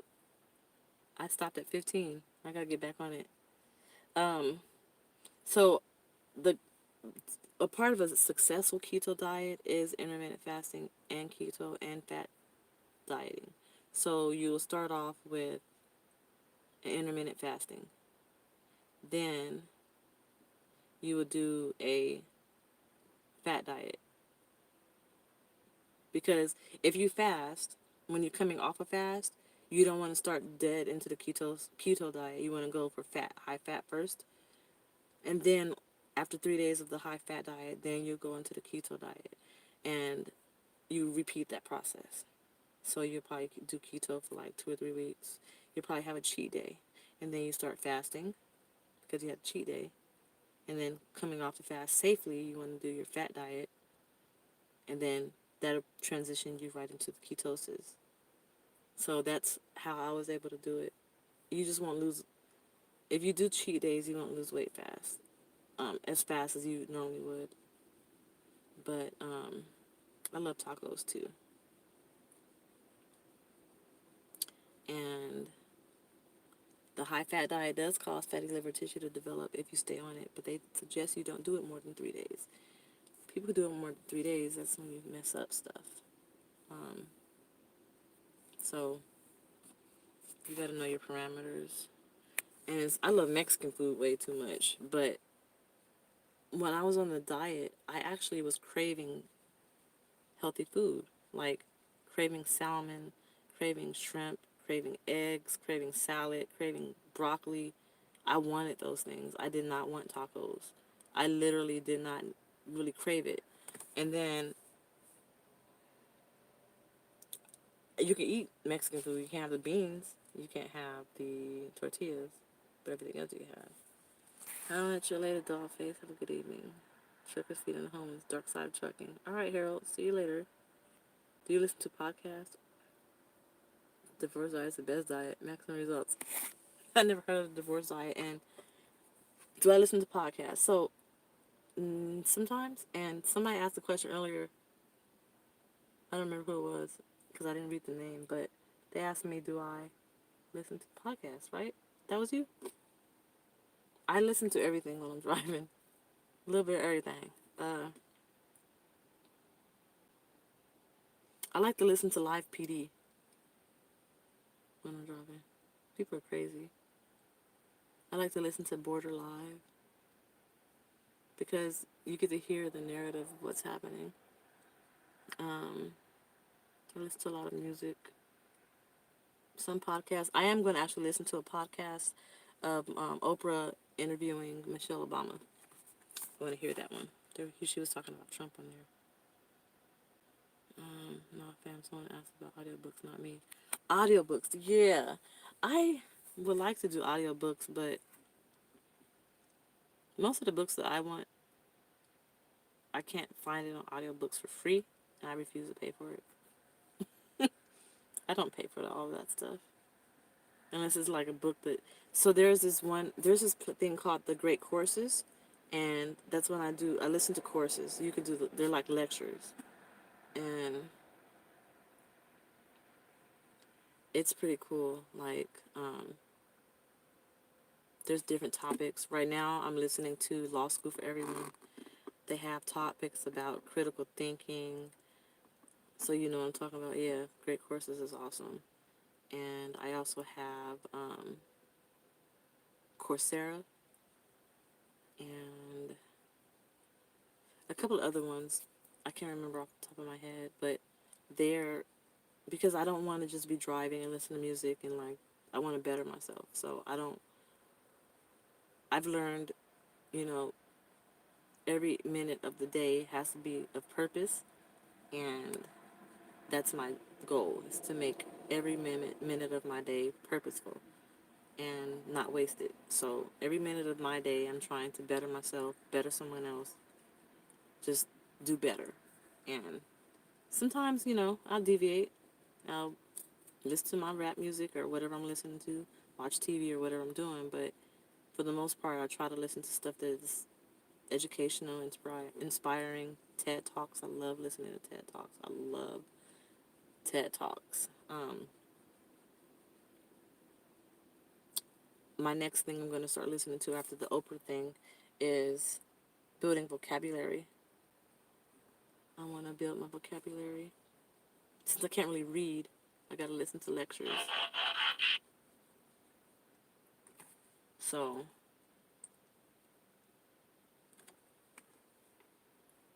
my daughter just texted me.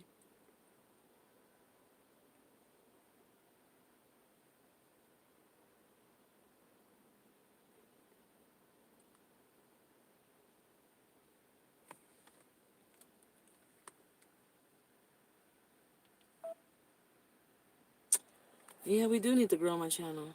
I don't like to compete for the wrong purposes. Thank you, Boss Trucker. And how? Hi. I said how. Hi, how are you? I don't like to compete, right? Like, for example, I'll see somebody do a video, and I'll be honest. I saw Jay Rich do a video about cooking, right? She was going to do burgers. She was doing burgers. And I was like, I'm going to do a video about burgers. I'm going to do it better than her. I'm not about that life. I don't do shit like that. You know what I'm saying? Like, that's energy wasted trying to be better than somebody. Why am I doing this? What's the purpose? And some people, like, they do videos and they collaborate with people. I don't know how to explain it. It's just, I'm not willing to do the things that other people are doing for their channel growth. Thank you. So I just do my own thing, and because I'm doing my own thing, my channel's not growing as fast as I would like it to. I thought I turned this down. My channel's not growing as fast as I would like it to, but I'm just not willing to compete.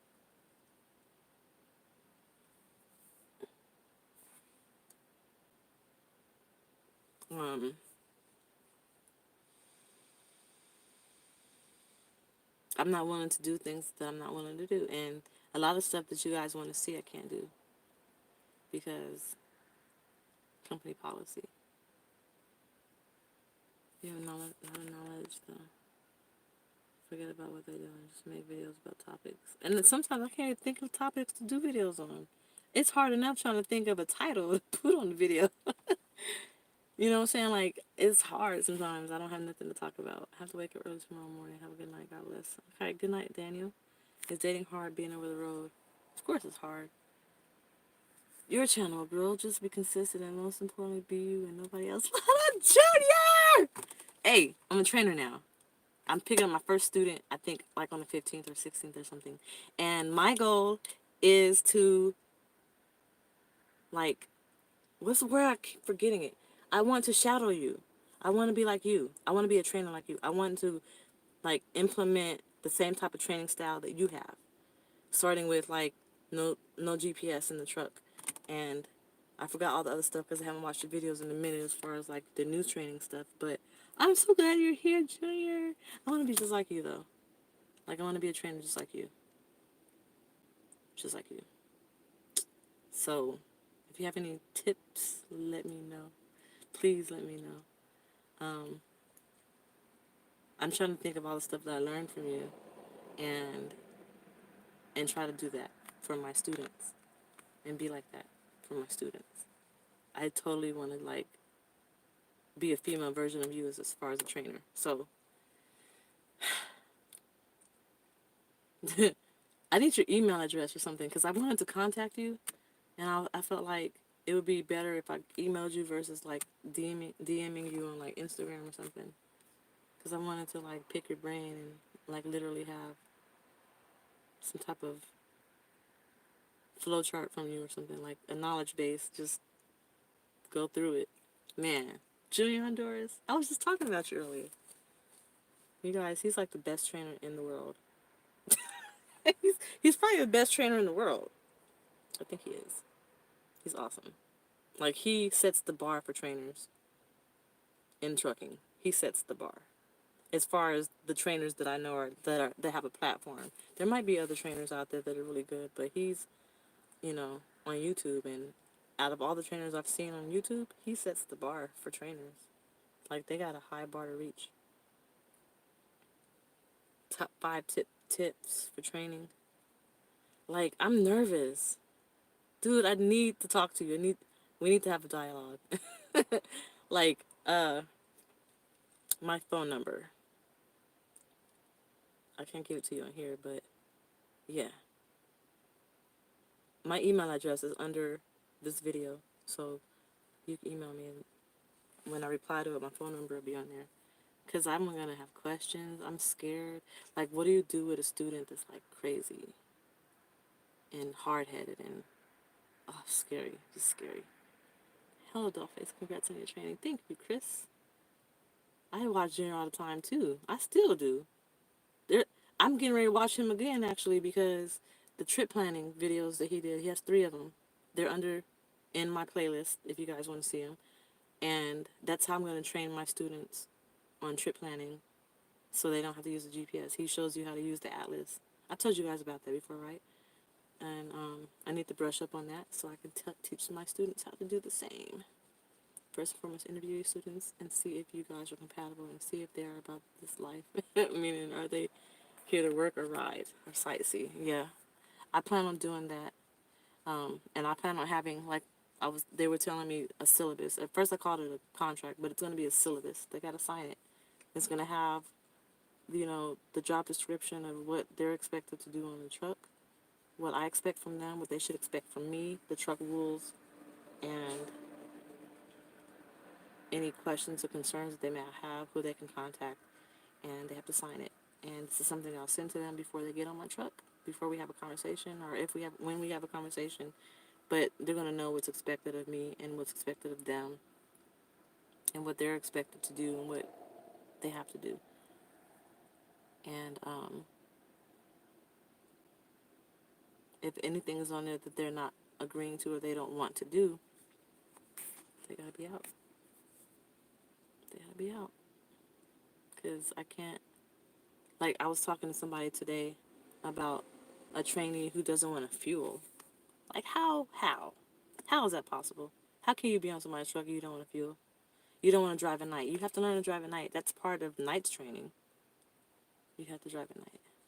Talk about rules on the truck and use the word we, because we, and not you or me, is a we, and make sure that they are in the loop of things, right?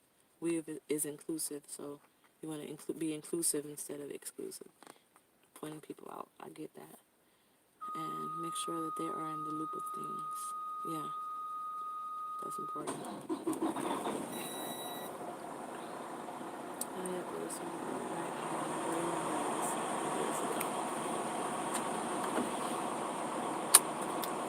But, if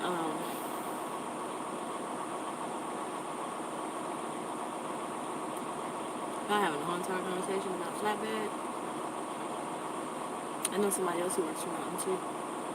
He just got his new truck and he hates it because it's a mid-roof. I would die if I had a mid-roof. Oh my gosh. Night better not change to mid-roof. Ooh, that'll be it in my trucking career at night. I don't want a mid-roof. Junior, didn't you get a mid-roof? I think I saw that you had a mid-roof. I couldn't see that video. No, it's bad.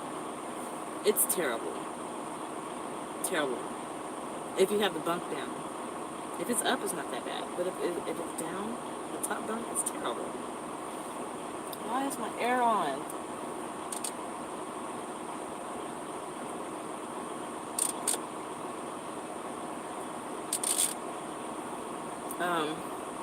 But yeah, like I said, growing my channel,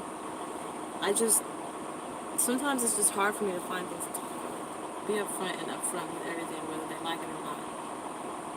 Don't beat it around the bush because that will hurt in the long run. So talk about your expectations and theirs. Correct. I understand. Being upfront. Yeah, I'm always going to keep it real and polite, but I'm going to keep it real because I don't never want to have a situation where they say, I didn't know that, she didn't teach me that. I don't want it to be any foggy lines of communication. And I don't want to try to protect their feelings, because I'm not here to protect their feelings. I'm here to teach them. And this is the real world. And if they can't handle a little tough love, they can't drive trucks, because if they get a CB radio, that tough love going out the window. And if they're a female, which they will be, they got to be tough. They have to have a thick skin. So I definitely agree with you on that, being up front. That's a good piece of advice. I think that's one of the most important pieces of advice.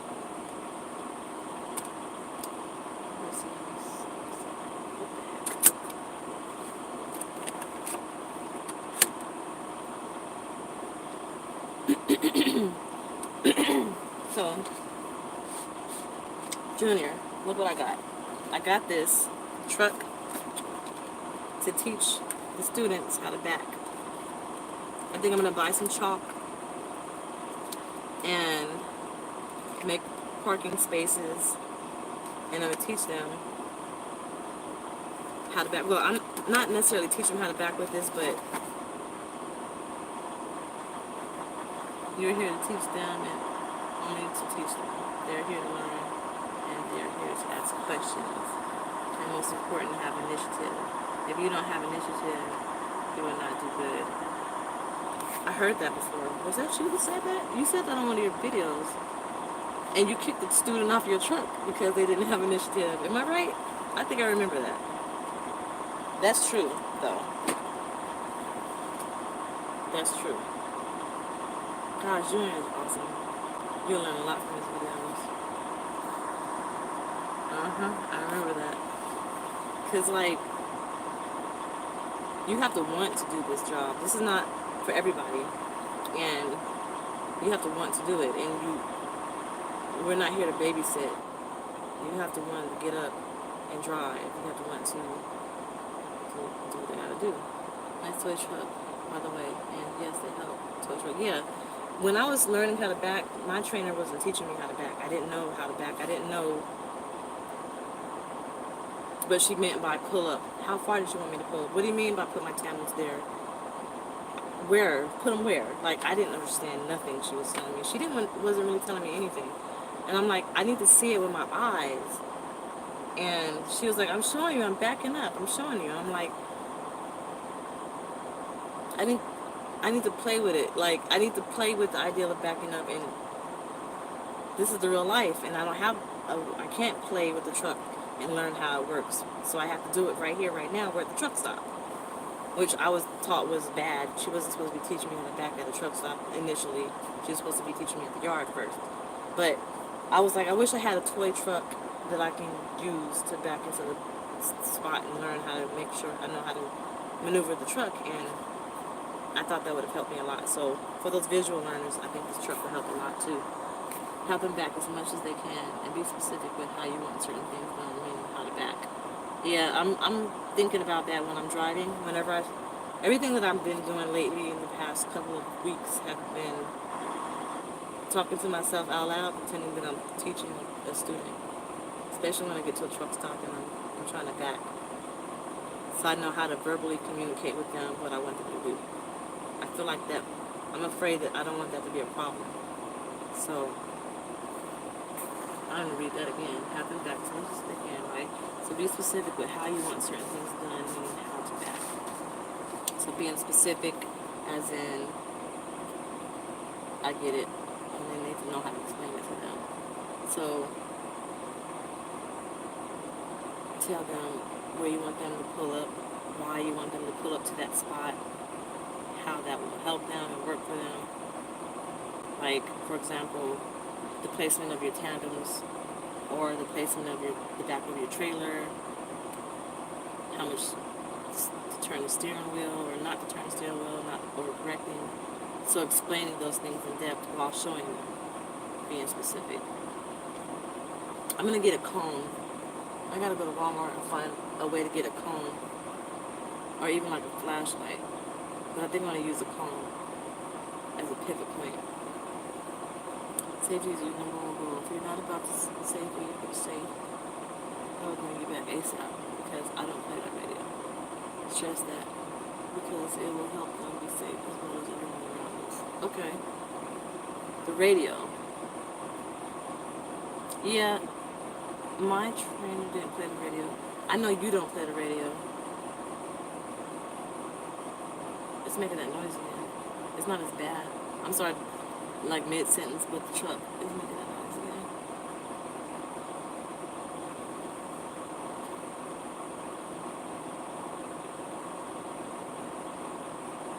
Yeah, don't play it at all. I get it.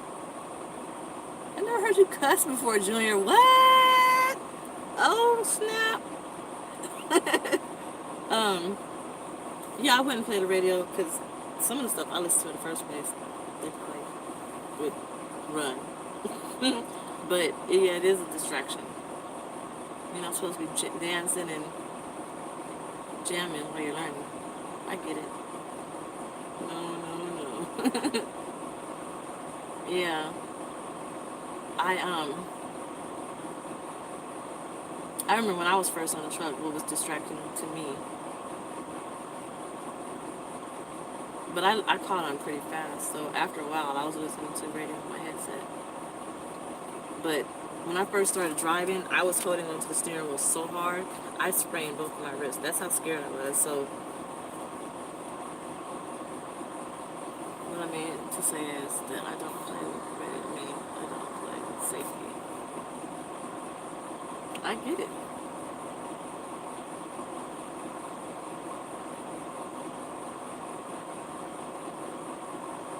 Thank you, multifaceted, and thanks for checking in.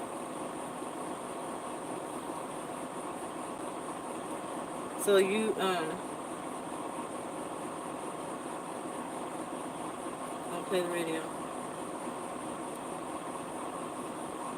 or the radio, CB radio, stereo radio, no radios.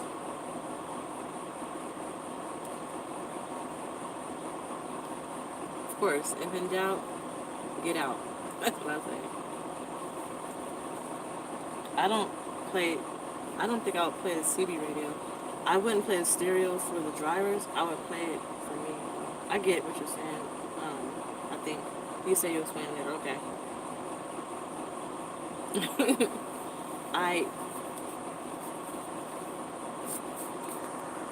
see.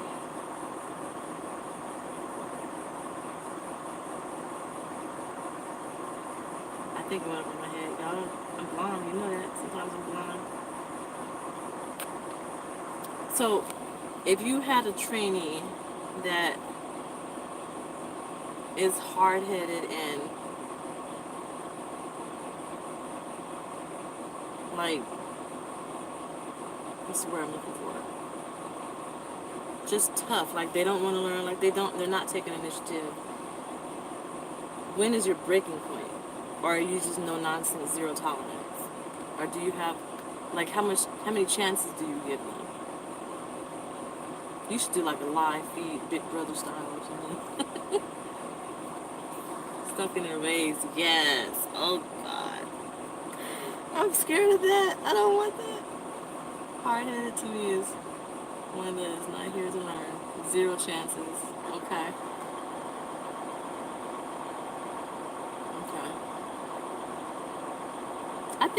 I think I'm reading too much into it. I don't normally have conflict with people. I never really have conflict with anybody. And I was able to last 3 weeks on that truck with my trainer because I don't have conflict with people. This is nothing to play with, exactly. And that's the last thing I need is for us to have conflict and have problems, and they don't want to learn and they want to be hard-headed, because this is an 80,000-pound vehicle that can kill me, you, and everybody on the road. So I need them to be in the game, their head in the game, and focused. And gosh, I'm afraid of that terrible student from hell. But again, I think I'm just more afraid of everything because I don't know what to expect because I'm not in it yet. You know, people are usually always afraid of what they're ignorant to. And right now I'm ignorant to it because I haven't done it. I feel like if I have... Wow. Good night, Junior. I guess YouTube wanted to kick me out.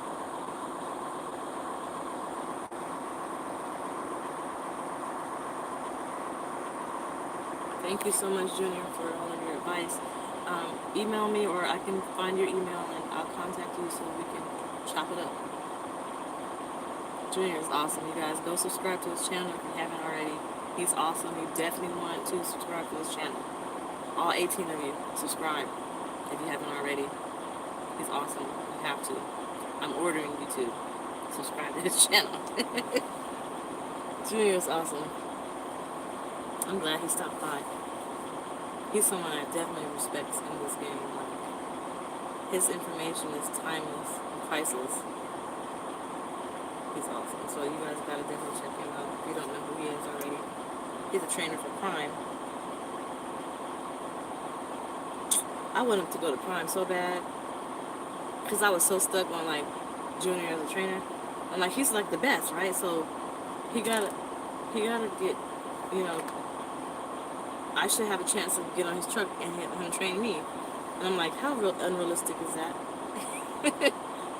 What are the chances that I start Prime and he's my trainer? Like, I was so scared of how terrible I thought truck driving was going to be. I wanted to have the best of the best as a trainer to train me because I thought it was just going to be that bad. And it turned out to be really great. And then Prime was only hiring in my area for flatbed. I didn't want to do flatbed. I think it was flatbed. Does Prime even have dry box? I think it's only reefer, flatbed, and tanker, right? Something like that. I don't remember. They said, I heard Prime is good for lease purchase program.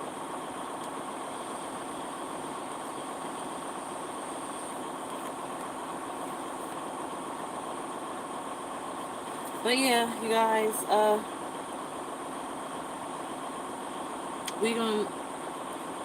I can't tell you that I know how often I'll be doing videos.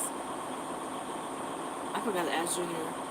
I'll ask him though, but like, I wonder if I should have them sign some type of release or something saying that I do videos and they might be on it. I am going to do it. Cover my ass. They got to sign a release if they want.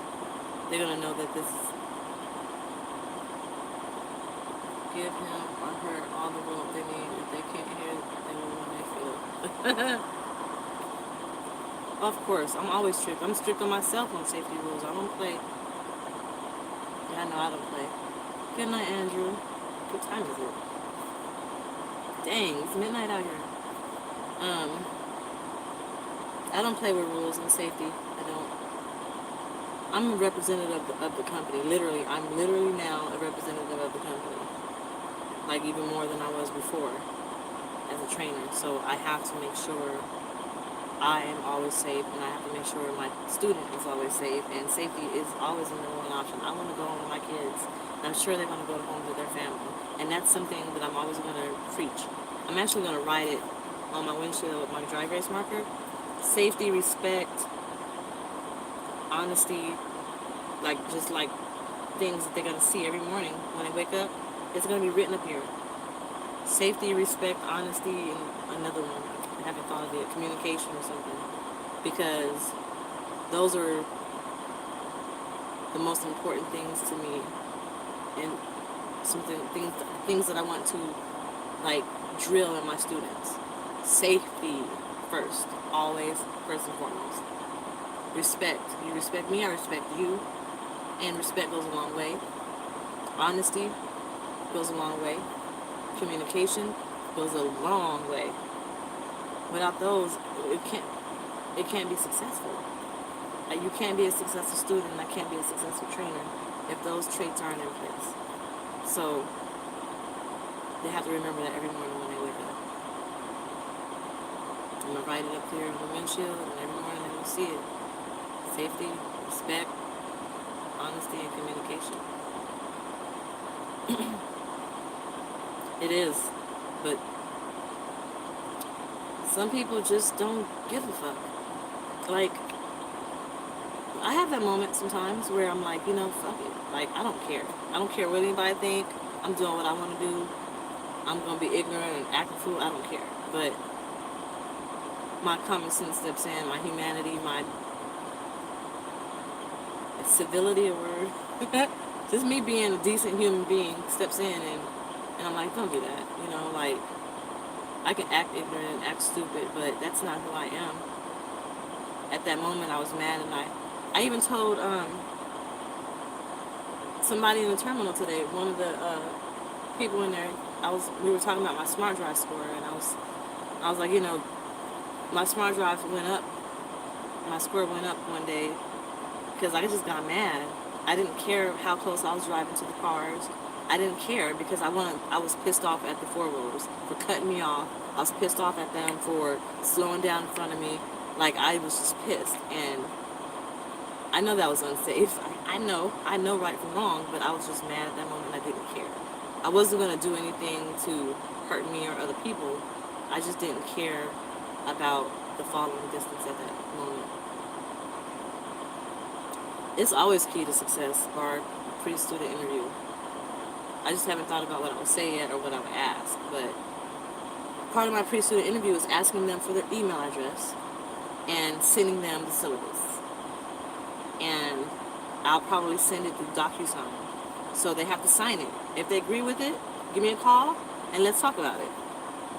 That's going to be the pre-student interview, pre-training interview, because you're going to know what's expected of you and what's going on before you get on this truck, before they route me to come pick you up. Because if you're not with the business, if you're not with the program, then I don't have to be routed to you. I could be routed past you and go pick up the other training.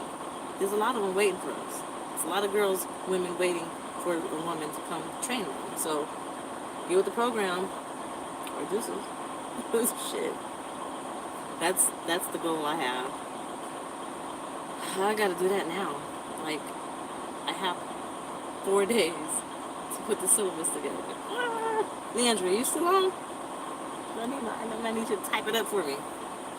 Sheesh. It's gonna be coming. I'm not ready. I'm ready, but I'm not ready. We'll see what happens, y'all. I'm gonna try to do a video through the whole process like I did when I was in training at Spire. If they let me. They should. They already know I'm me. I'm DollFace, so I do YouTube videos. They should know that I'm going to be coming to Phoenix with a video, a phone in my hand. Hold on, let me record it. You know what I'm saying? So they should already know. I'm going to be there, causing a ruckus. They love me in Phoenix. I heard that I'm spoken very highly of them out there. I think that's awesome. It was not always like that when I was working for a company. I used to always be that person that always was in some shit. My name was always in somebody's mouth, and I was always doing something and messing up something. I have a question. My sister wants to get into trucking, but she has a baby. I have no advice for her, but is it possible to bring her baby? Nope. She cannot. Our parents can take care of her baby while training, but keep telling her I don't know if she cannot. DLT may allow it, but the company policy for night, I don't know about anybody else's, I think you gotta be over 11 years old. So, nope. Can I have a baby? I've seen babies in trucks before, but I don't think they were like company drivers. I think they were actually like owner-operators or something.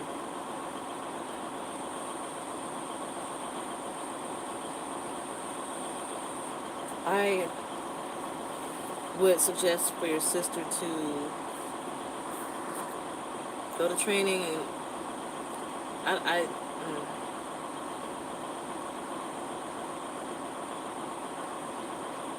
think it's 11. Let me see.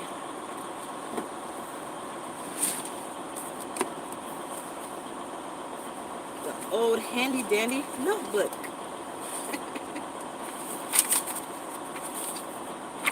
I want to watch Dora the Explorer.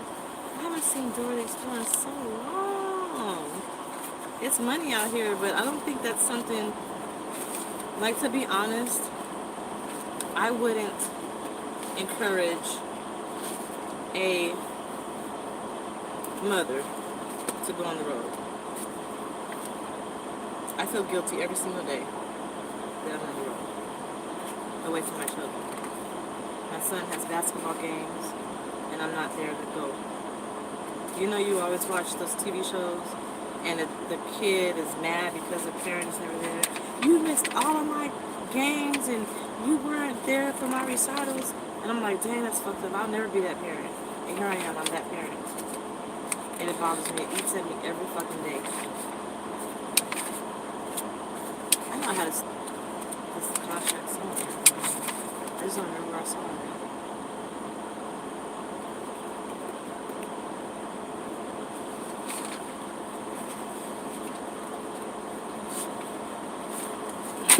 Here it is.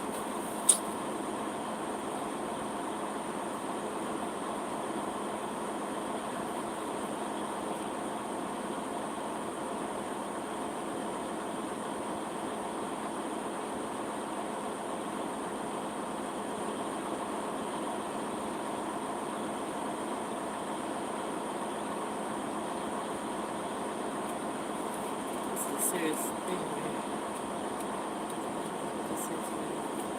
Oh, really?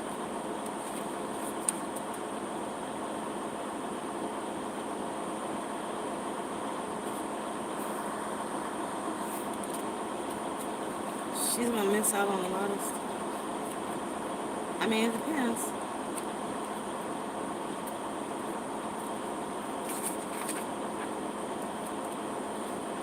Okay, so passengers, yeah, so it says, you were right, it says any passenger under the age of 18 must be related to the driving associate. Passengers under age 10 will not be permitted. Get this, it says the passenger must not have a history of criminal behavior. Not criminal activity or like criminal behavior. Whew, that's broad. That can go a long way.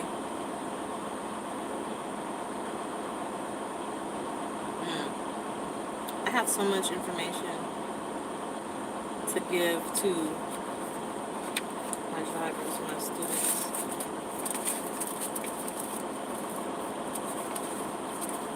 A lot of stuff.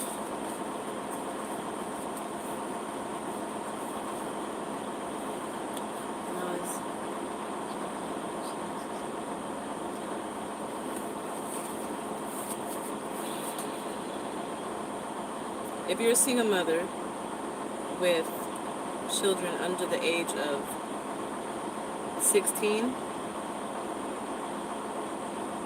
you have to have a support system if you're going to drive trucks. My daughter is 16 years old, and she's at home with my dog. If she's hungry, she got to cook for herself, she has to clean for herself, she has to go to the store for herself, or I have to order groceries for her. She has to live as an adult right now because I'm not there. My boys are with their dad. My other daughter is literally living on her own. My 17-year-old. She is living on her own. Going to online school and living life as an adult. When all of my children were together at home, when I was driving in the beginning, they were causing a ruckus. They were unruly, they weren't doing what they were supposed to be doing, they weren't going to bed on time, weren't going to school when they were supposed to, they weren't washing their clothes, they were going to school with dirty clothes, like, they didn't have supervision, and my daughters were not their parents. That's not their job, is to raise their little brothers. So, I didn't have a support system. And the support system I did have didn't want to deal with them because they wouldn't listen. Because mom is not there. What is mom going to do? She's not going to whip us. She's not going to do nothing because she's on the road. She can't do nothing. We don't got to listen to this person. And then if it was a baby, nobody's going to take care of your kids better than you. They're not going to take care of your kids as good as you will. They're not going to look after your children as hard and as close as you will. If you have children under the age of 1, you might be able to get away with it. But again, think about the influence that person has on your child. Are they a good person to leave your child with for 3 and 4 weeks at a time? So you got to think about that. To get a job working local, most likely you have to work for a year on the road before you can you know, get a better position to where you can be at home every week. So you just gotta have a strong support system and a strong support system. If you don't have that, I wouldn't do it, to be honest. It's really hard, it's challenging without a support system. So that's the advice that I can give. It's not training automatics or 10 speed. They train in automatics. I wish I had a support system. My daughter has to get her wisdom tooth pulled, and she was like, "Mom, you gotta go with me. I can't." Yeah, you can email me. The email should be below this video. But she said, "Mom, I can't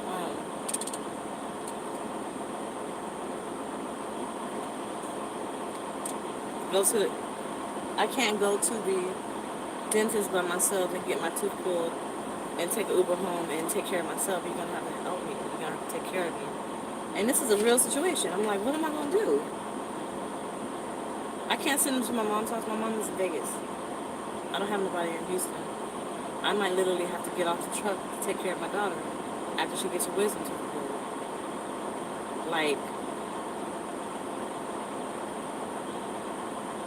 I don't have a support system. If she was to get sick and she needed me at home, I have to go home. So it's hard. Like, I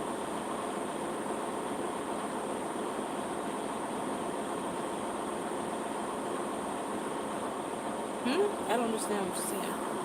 Do you know when you're driving in a speed trip as a CDL driver? I think you're saying, do I know when I'm driving in a speed trap as a CDL driver? Is that what you're saying?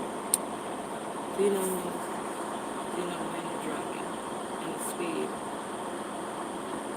trip? I don't understand what that question is. Y'all have been on live for 3 hours. What are the markings on the ground?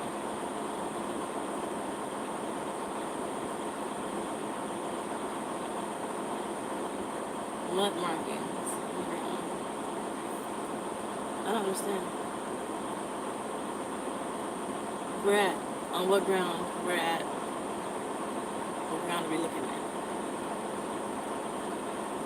Let's see if I can try to figure out your question. When you're driving.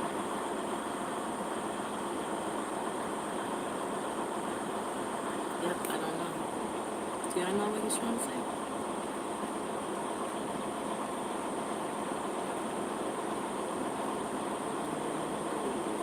Can't put it together.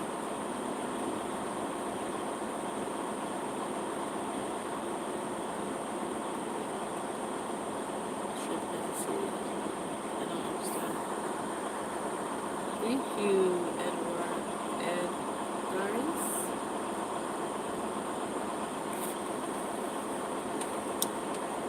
So, I'm going to be on here like 5 more minutes, getting off in 3 hours.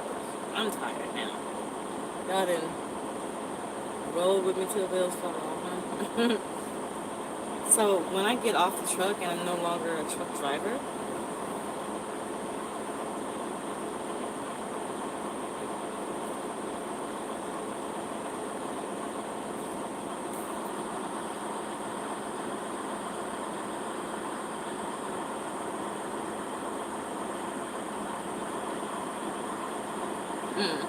okay.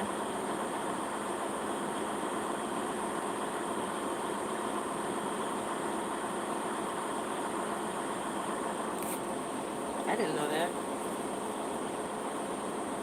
So when I get off the truck,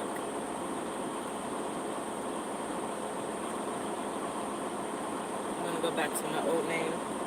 It won't be DollFaceTrucker anymore. It'll be JoJo Dollface. What it used to be before I got on the truck.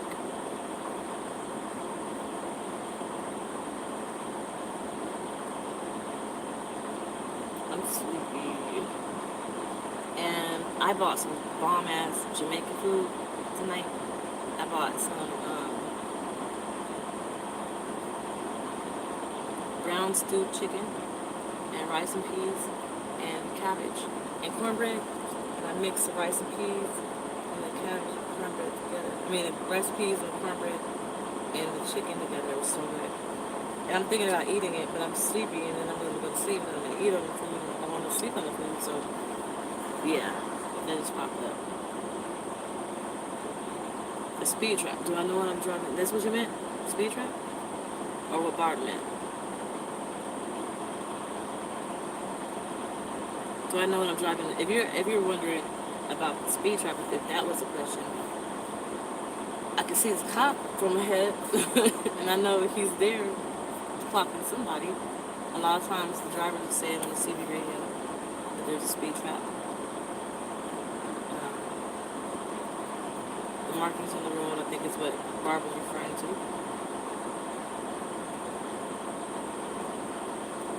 And I think, is that what your question was?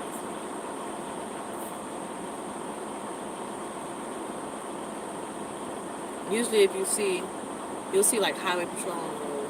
Usually they're trying to clock the four-wheelers, but sometimes you see DOT enforcement.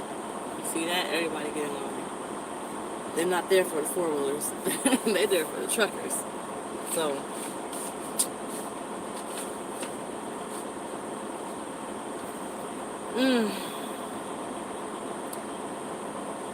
I got a lot of work to do before I pick up a student. Yeah, that's true. There is a sign. Patrol by aircraft. Patrol by radar. I don't believe them. When they say they're patrolled by aircraft, I don't believe them. What up, Derek? I'm like, yeah, right. It's starting to get foggy over here. But I don't gotta drive in the morning.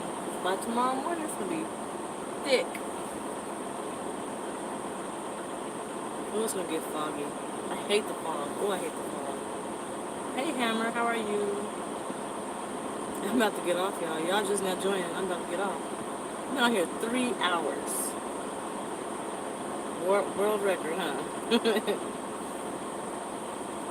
Y'all said just get on here and just be me. So, if I do get back on here,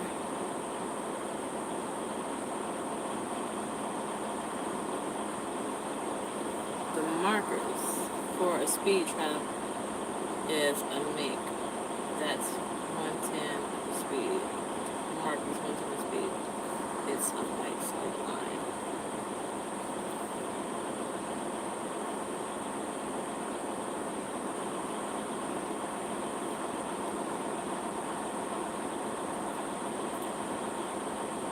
Hey, Day Day. How are you? Andrew, so can somebody clarify this? The marker for a speed trap is a mark that is 110 of the speed. It's a solid red. I don't get it. Y'all are throwing me for a loop tonight, man. Y'all making me feel like I'm stupid as fuck. Like, all this, my mind is not doing what it's supposed to be doing tonight. I feel blind. Y'all know I'm not blind, but I feel like I'm just not catching on to what y'all talking about. Listen to email, no pressure. Just feel like you're the only person I can talk to and relate about the situation. Okay, I got you. I'll help you out. I'm probably not going to read it by tonight. I'm super tired, so when I get off of here, for the night. Runs to his best one day we'll meet up. Yeah, we sure will. I see a lot of people from YouTube all the time, so I'm sure we'll cross paths. And it's 3 hours. Been on here 3 hours exactly. I'm going to sleep immediately. And I will talk to you guys soon.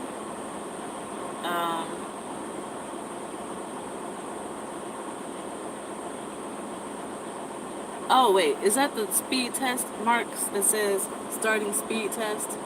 And then it goes 0, 1, 2, 3, and then And the speed test or something. It offers, do you know the minimum requirements for a night CDL train? Tim MBR, no criminal record, only home on the street. Huh, that's a good question.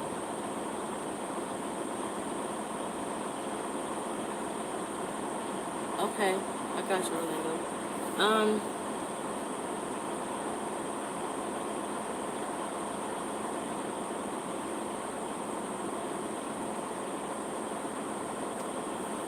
Minimum requirements, I think you have to be 21 years of age, 1 year driving experience, no drugs, alcohol, 7 years background, 7 years drug,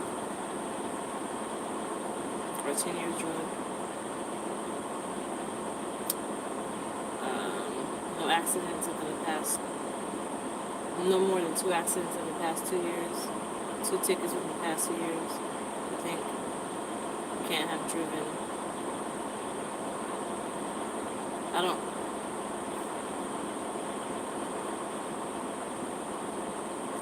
entirely remember.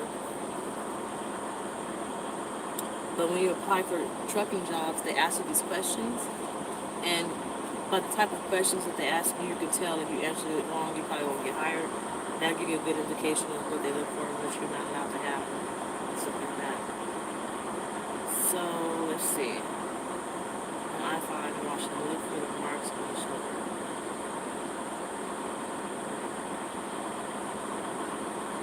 Okay, I'll do that. So I'm thinking they're marks to, so what does that tell you? A reasonable estimate for a first year? It depends on a lot of stuff. Literally, it depends on the driver. Just think about it like this. On average, you'll probably make about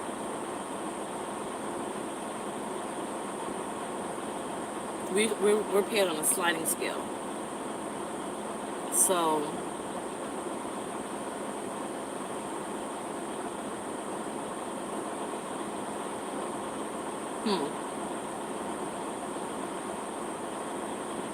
$32,000. I can't answer that really honestly because when I first started, I had a lot of truck issues. So my pay was terrible. And then right now, my checks are between $600 and $1,500 a week. So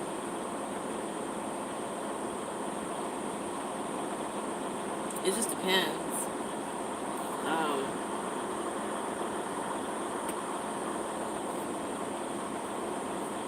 It's the same thing. So I don't know. I don't look at it like that. I look at it, can I take care of 4 children as a single mom on the road, driving, starting over from scratch, meaning moving out of a house, moving in a totally different state, starting all over with new furniture, new clothes, new everything, new car. Like, I am starting over from zero. I have nothing. Nothing. We moved into this apartment in Houston with nothing. I bought an air mattress. That's all we had. No clothes, nothing. The only thing we had was what was in this truck. And I have 4 children. I'm taking care of 4 children in 3 different states. So, can I do that as a single mom driving trucks and still be comfortable and still have money and still be able to put money in savings? And yes, I can. So that's how I gauge it. As long as I can do that, I don't care. And then I gauge it off of $3,000 a month. Because I was driving for Uber and I was making at least $3,000 a month driving for Uber. And it averages out that I do. I make about that much money. Some months is more than others. I am tired, y'all. Yes, I'm tired. I told you I was getting up at 3 hours. It was 3 hours and 5 minutes I've been out here. But I can't really say, what the average is. I think I did average it out. when I was doing my taxes. I don't remember what it was. So you're not gonna be making like 40 and 50,000 your first year. That's not normal.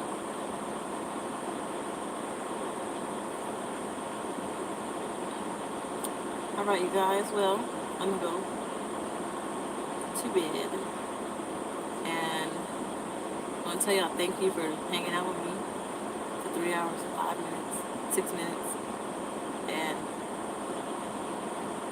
you guys keep telling me you just want me to get on here and just be me, just talk. And sometimes I don't know what I'm talking about. You made 51,000 a night your first year? Well, congrats. I didn't. My truck kept breaking down, so. And I probably could have, but, you know, my truck kept breaking down. I had at least 2 bad months, followed by some more bad ones, so like, you know. But anyway, so if I was to get on here when I don't have nothing to talk about and I'm tired and I'm just not, I would literally put the phone mounted somewhere and just be talking whenever, because normally when I'm done driving, I sit in the seat and check my emails or whatever. I go use the bathroom, I go get something to eat. I'm on the phone with whoever I'm talking to, and then I go to bed. So,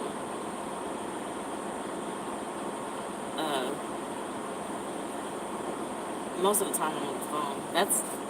I was dating somebody, and that's what was taking a lot of my time. That's why I wasn't doing a lot of videos, because I was on the phone all the time. So I anticipate that I will be talking to you guys a lot more, because I'm no longer dating this person. So you guys, I will see you guys soon. Try to do more videos. I always say that every time I do a video. I really want to. I just get tired. But that's what you guys want, so I'll try my best. Alright? He was a truck driver. He worked for Mountain.